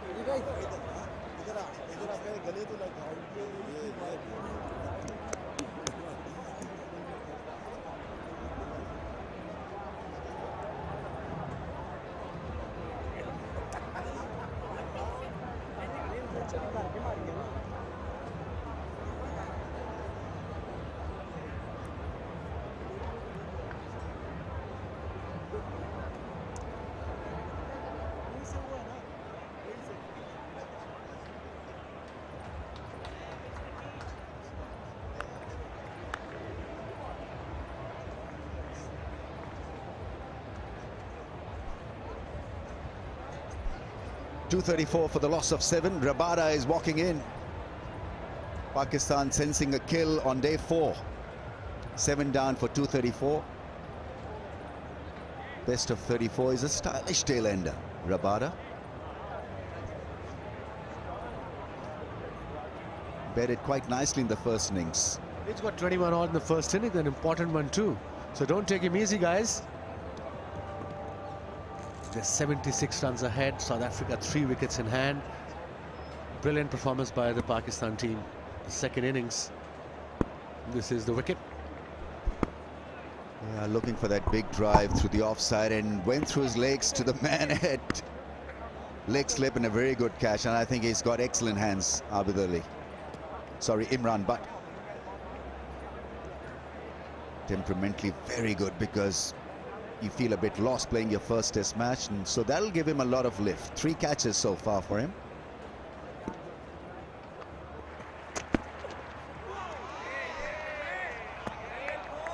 Good line, just peck of a length, short of a length, just outside off stump. That's his job today for him. He should bowl 4-5 overs, give away only 5 to 8 runs. That would be ideal for Babar Azam, the skipper. And from the other end, with Numan bowling or Yasir Shah bowling, they can attack. For Rabad, if he faces Numan for at least first couple of balls, keep mid-on up. Let him take a chance. Let him play towards mid-wicket and extra towards mid-on.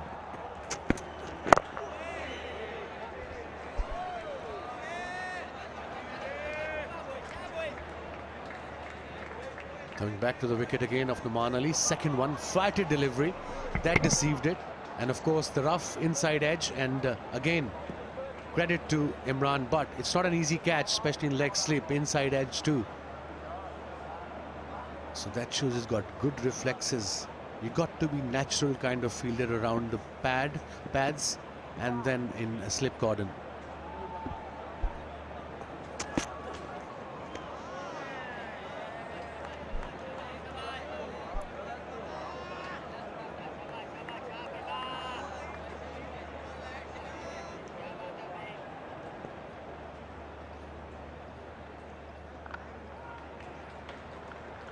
He's looked the part, Bavuma. Whilst the others have struggled, he's looked rock solid. His movement have been precise. He's got a game plan which is fairly simple.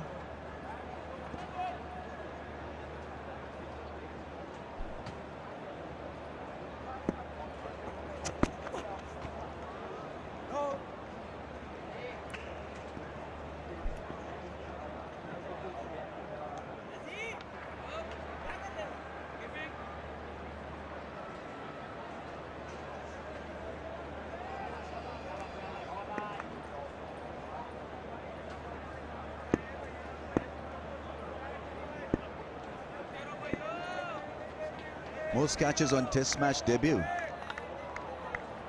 Amir Malik, popularly known as Yakka in the dressing room. Bayaka.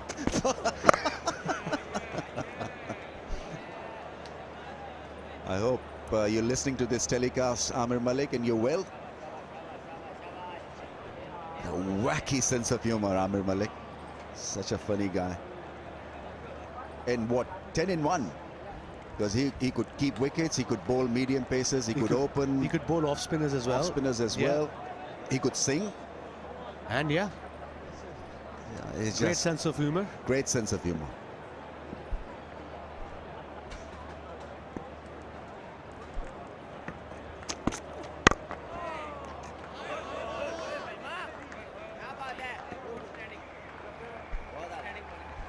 End of the over, 234 for 7.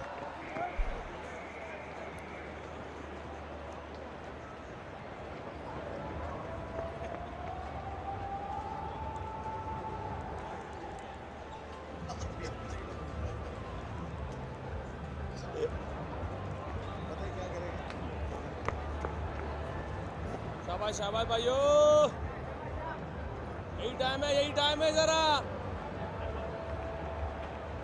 सारे जरा मिलके सो जाए जरा. Pakistan so far have had a very good morning session. 3 wickets so far. They've had a plan and it's worked perfectly. So Numan has picked up a wicket. Yasir Shah has looked outstanding. Captaincy by Babar Azam today. He was giving short bursts to his fast bowlers and to his spinners to keep them fresh all the time. So good job. First test match as a skipper, and plenty more to come, I can promise you that.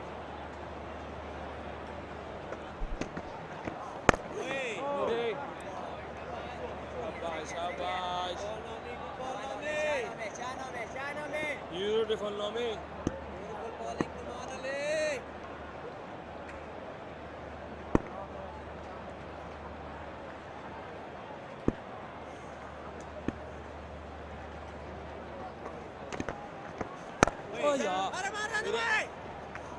Now that single shouldn't have been conceded. New man in, you've got to get in. He's a number 9 batsman. The same fielder can be just in front of point, and you can have extra cover open for Abada against Oman, and tell him to cover drive me through the rough, through a bait. But of course, he's a young captain, first test match, he'll learn.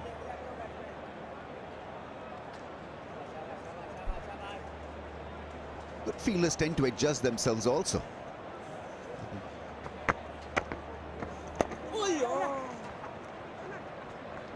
Pick up at least 2, if not more. Bavuma.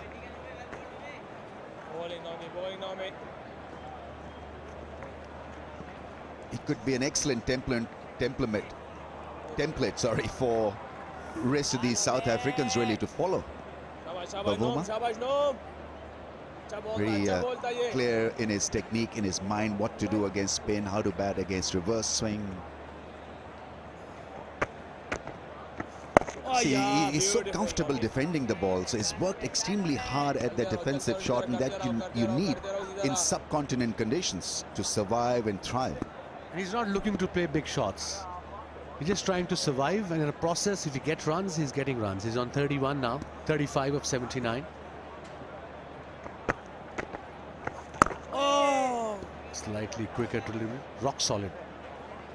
Really good batting.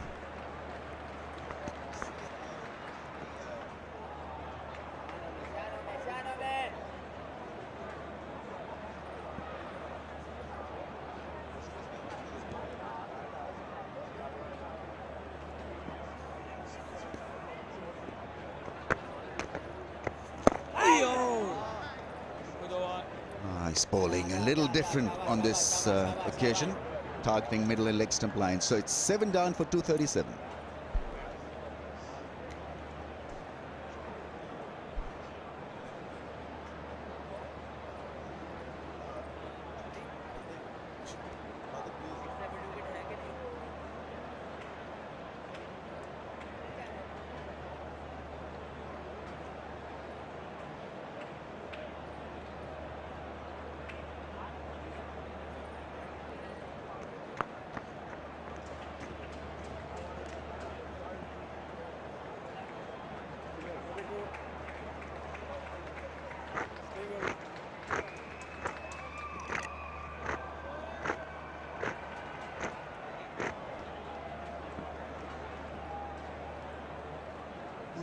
Lead now 79.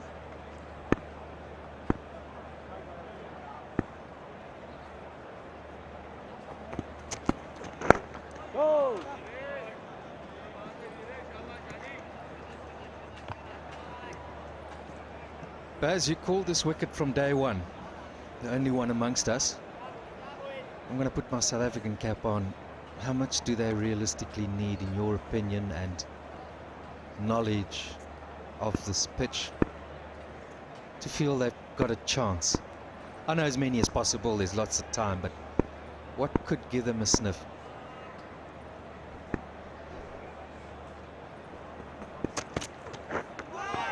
Beautiful delivery. That ball seaming away. It's not a ground which necessarily the fourth innings teams subside. History suggests, or stats suggest, that it's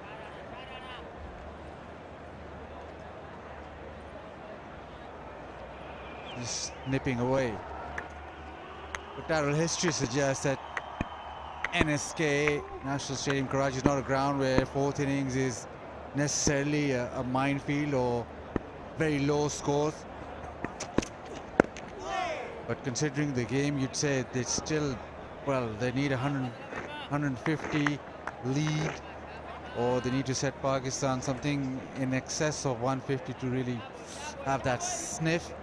Ideally, you'd say 200. But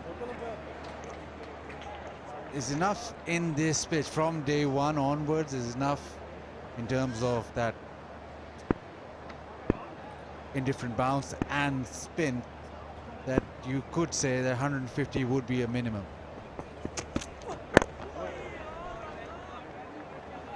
Well, if that is to be the case, then they'll remember that they had Pakistan 33 for 4. They bowled aggressively. It was a great session where they were controlled. So the lowest targets defended by South African tests. 117 Australia, that 146. In fact, both those first two targets, I was part of those two test matches. Remember that game in Islamabad? Sean Pollock got 5 per. And if memory serves me correct, he was bowling on a similar sort of pitch. It's a variable bounce, but it was just a great display, typical Pollock in terms of lines and lengths, which he was famous for. That was the summary of the match. A brilliant 100 by Gary Kirsten. Wasim in the wickets, Ansi in the wickets, Inzimam, Pat Simcox, have a look at that, Mushtaq, and then 11 overs, Sean Pollock, 5 for 37.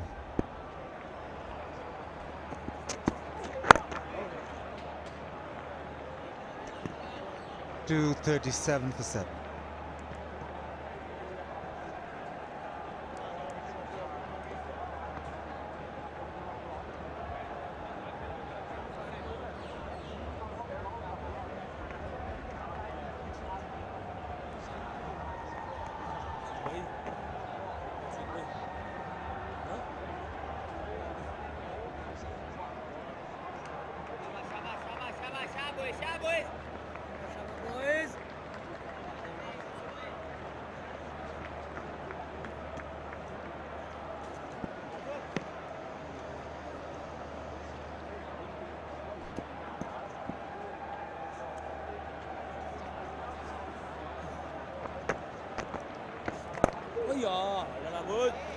As we've been waffling away here this morning, Temba Bavuma has just quietly gone on to a good little 35 here.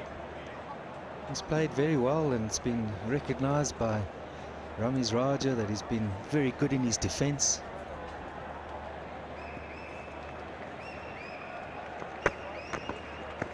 Oh yeah, beautiful buddy. And so often is the case at these sorts of innings where it teaches you so much about yourself than a big flashy 80 or 100.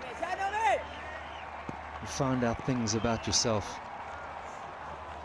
and that can give you a lot of encouragement.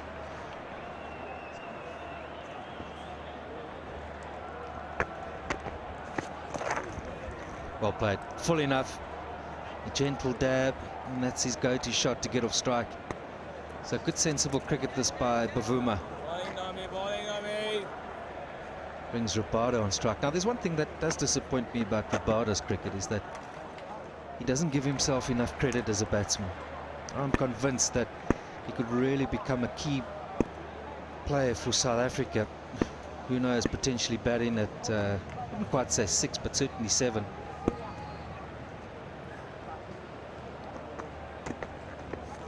And that's one thing I would really sit him down and say, look, you've got a role to play here. And as the career goes on and the pace isn't what it used to be, batting becomes more important. He's a good striker of the ball. He's technically good.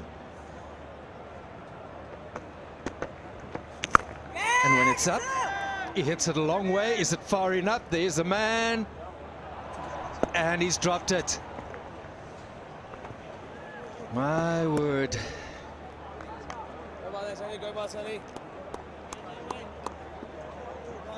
Rabada was trying to hit this over mid-on. The spin coming back in took it a lot squarer. It's gone in the air and was in the air for a long time.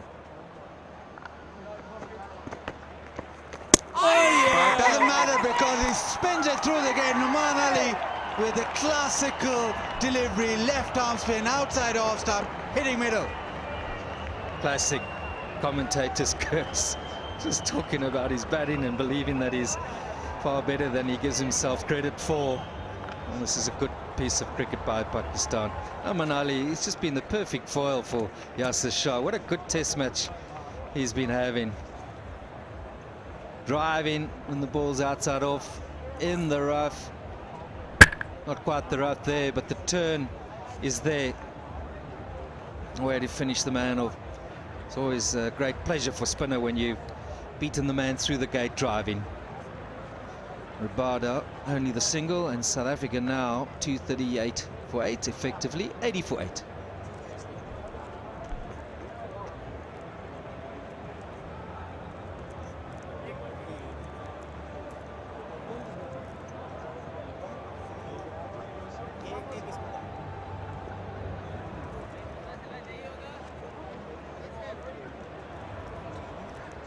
और हो गया आपने किया ना कुछ जो मैं करने जाऊँ आप अपना जगह पे करते जाओ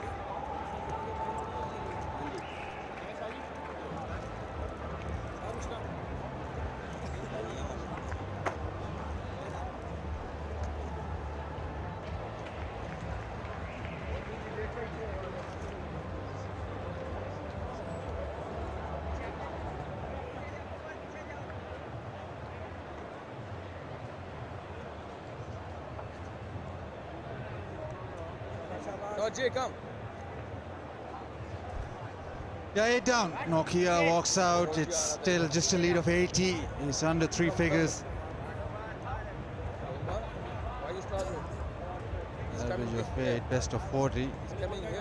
Get a 20 or he'll be happy in these conditions. But Pakistan running through South Africa.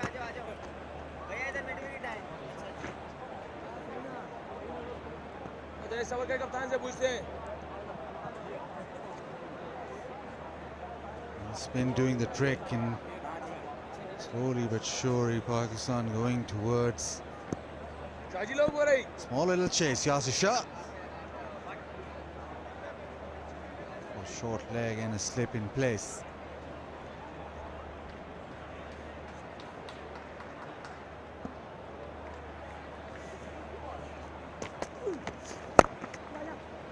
Short outside off, Sambhuma elects to take the single, trusting Nokia.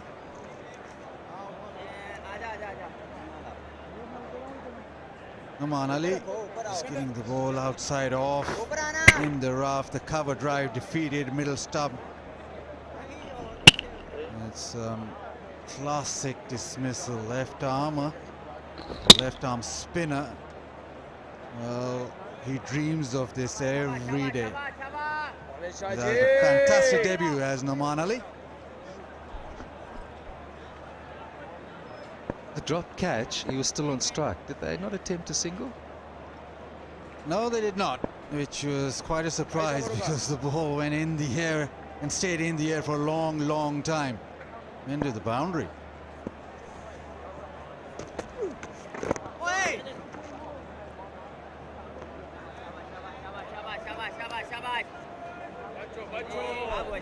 Well, you had to be running. A situation where you're trying to protect the batsman that's in. Had to be a single.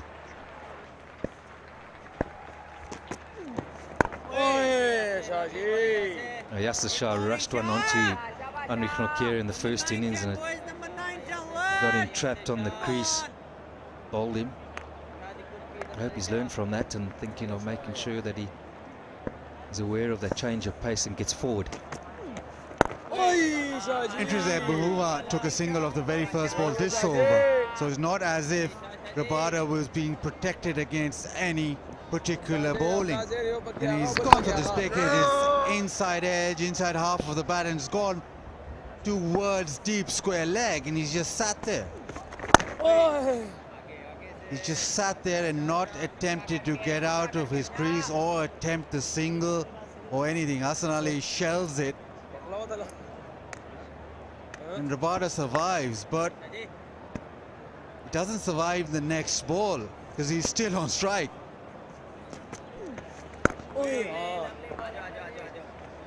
Hassan Ali was very happy after that dismissal. Next delivery. 239 for 8.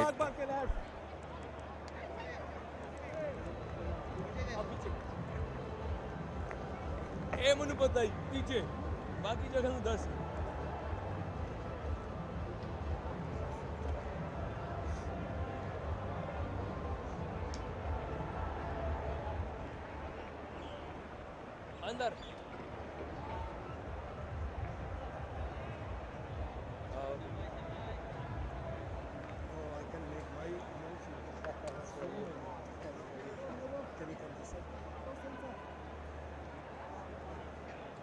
Muwa probably has to find another level now.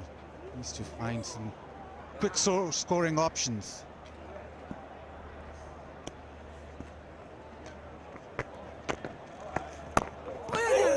Inside edge, Rizwan lurking as always.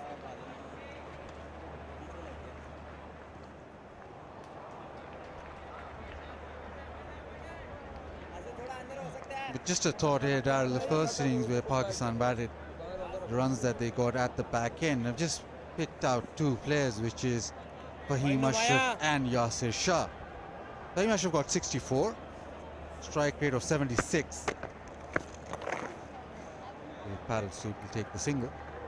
Yasir Shah got 38, a strike rate of 102.7. So at the back end they got runs, but they got the runs quickly. Problem is, on this pitch it's difficult to survive long periods of time. Yes, you can survive, but you need to be scoring as well. In the back end you need to be scoring quicker. So who's the man right now who'll step up and do that job? We haven't seen that at the back end of the innings. We had one partnership with Van Dusen and Markram, which went along for a long time, but it's not been that one player or a couple of players who actually provided impetus and actually got runs on the board. I think these two players made a huge difference. Massive difference. There'll be one or two other things which may end up being the difference between the two sides in terms of this test series, but one of them is immediate, is that Pakistan bat deep, South Africa don't. They lost 8 wickets for 112 runs in their first innings. It's quite clear, if you get them 4 or 5 down, it's a very long tail. Throw in a few soft dismissals and where does the tail start? But in saying all of that, I do think they are a better batting unit. Let's always remind ourselves that for a lot of them it's a first-time experience playing test cricket in this part of the world. I just hope that they take away from this test match the key thoughts that you've got to bat well first innings. You cannot win the game in the second innings with the sort of wickets and the quality spin bowling. You've got to make that first innings count. Has a go and doesn't succeed. Fawad Alam with the catch. Numan Ali is running through the tail enders. What a lovely test match he's having, and it's one thing to talk about the Pakistan tail scoring, but they look like batsmen. And for South Africa and their tail, sadly they don't.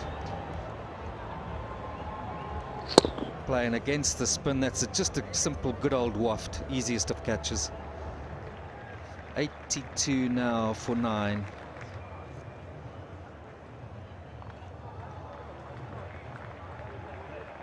Anrich Nokia goes for a duck. South Africa lead by 82, 240 for 9.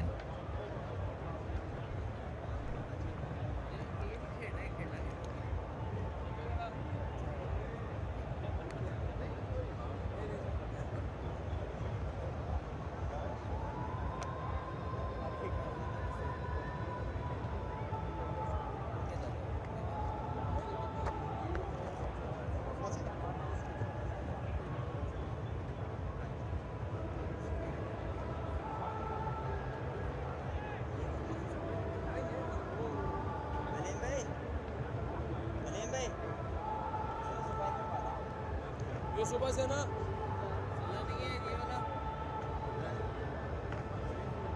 वैसे आप मारेगा तो नहीं उसका साथ देगा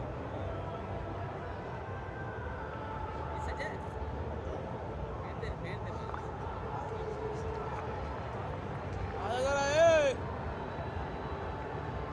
पाए ना जरा ताजा रबड़ी चाहिए ताजा वाली दरमियान से. Ngidi walks out. Conversation with Bavuma, number 11. Tough conditions, ball spinning. South Africa ideally want to maybe to get to 3 figures. It's still 80. The issue with this pitch is that wickets do fall in clusters. Numan Ali searching for his 5th. Oh, spin outside edge. Come back for 2. Successful over, Numan Ali. 242 for 9.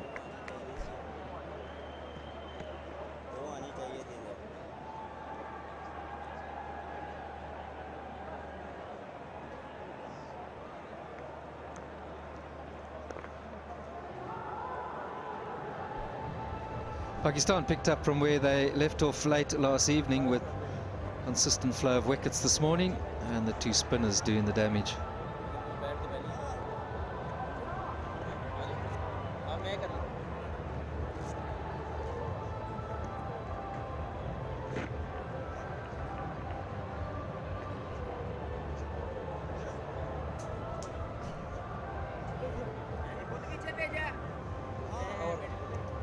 Yasir Shah, well, he's also searching for his fifth. So the race for the 5th wicket between the two spinners.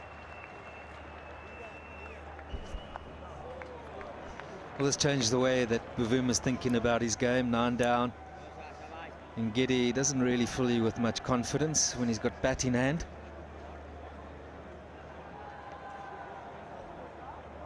Looks like they're looking to give him one. Men back on the offside and leg side.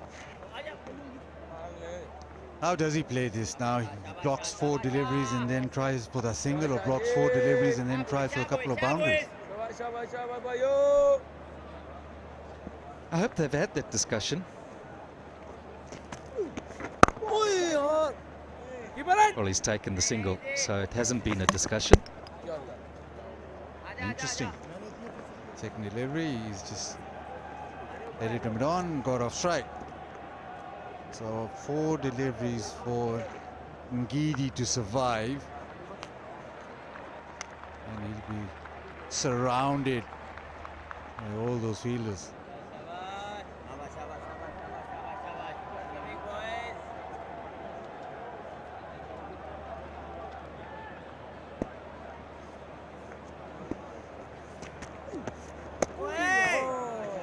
Play that. How do you play that? It's just gone sideways.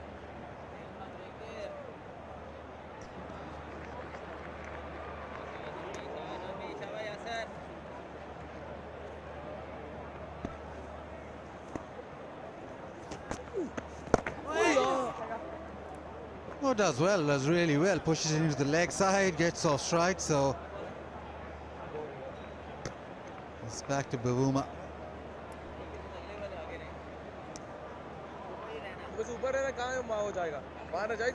He's got to now at least be thinking about picking up a single. 2 balls remaining in the over. That has still not been struck. The hit and win. Prize of $500, and that is by service ties. I think their money is safe. And they are taking the single, so 3 singles is over. Bavuma desperately wanting Ngidi to survive this last delivery. Watch out for that front pad. Yasir Shah probably will be aiming for that and get the ball to straighten.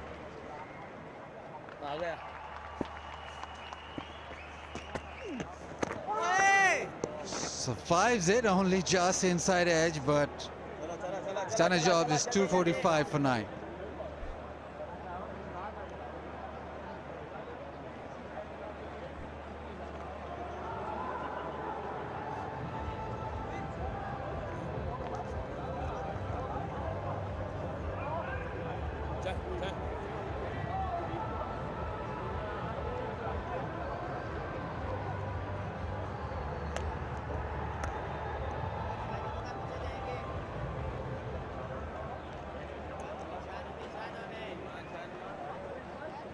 Well, it's Fali now. Let's see if he can pick up the 5-fib.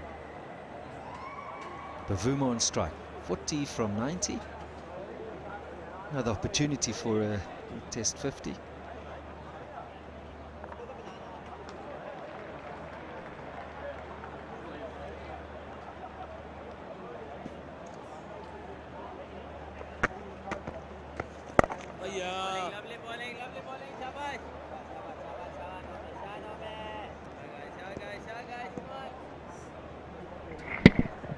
Different sort of shot, trying to, I don't know where he was aiming this deep mid-wicket, deep square leg maybe against the spin. It's one of those hit and hopes. It's worth mentioning again, you spoke about the likes of Fahim and Yasir Shah. They looked quality players. Yasir has been used as an opener in T20 cricket. First-class hundreds to both of them. Chip shot, is this the 5th? Nouman Ali, debut test match, he has 5. And well deserved. It's been a very good one, but we'll just have to hang on for a while. It's been called for. The on-field decision is out. It's a fair delivery. Let's start with front on spin again, please. It's nice and slow. Ball is close to the bat. Need to confirm through ultras, please. Okay. Waiting for the ultras, guys.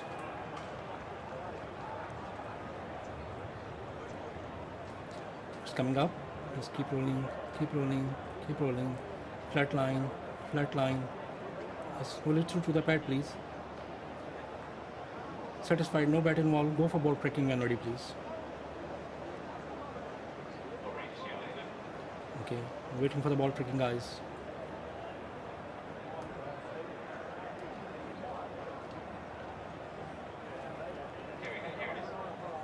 Coming up.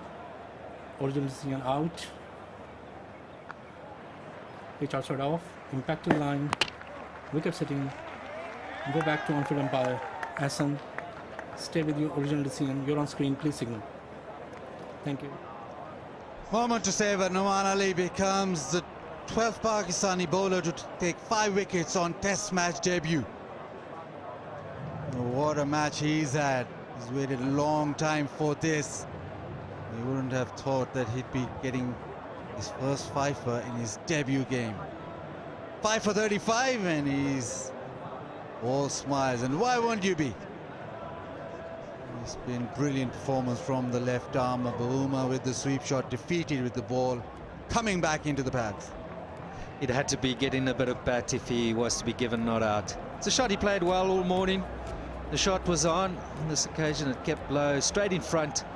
And South Africa now have 88 to defend. The long journey of first-class cricket, and eventually gets his test cap and he's made it count straight away. 7 wickets in the game. More importantly, he gets 5 wickets in this second innings. It's been all about spin by this man and being rewarded.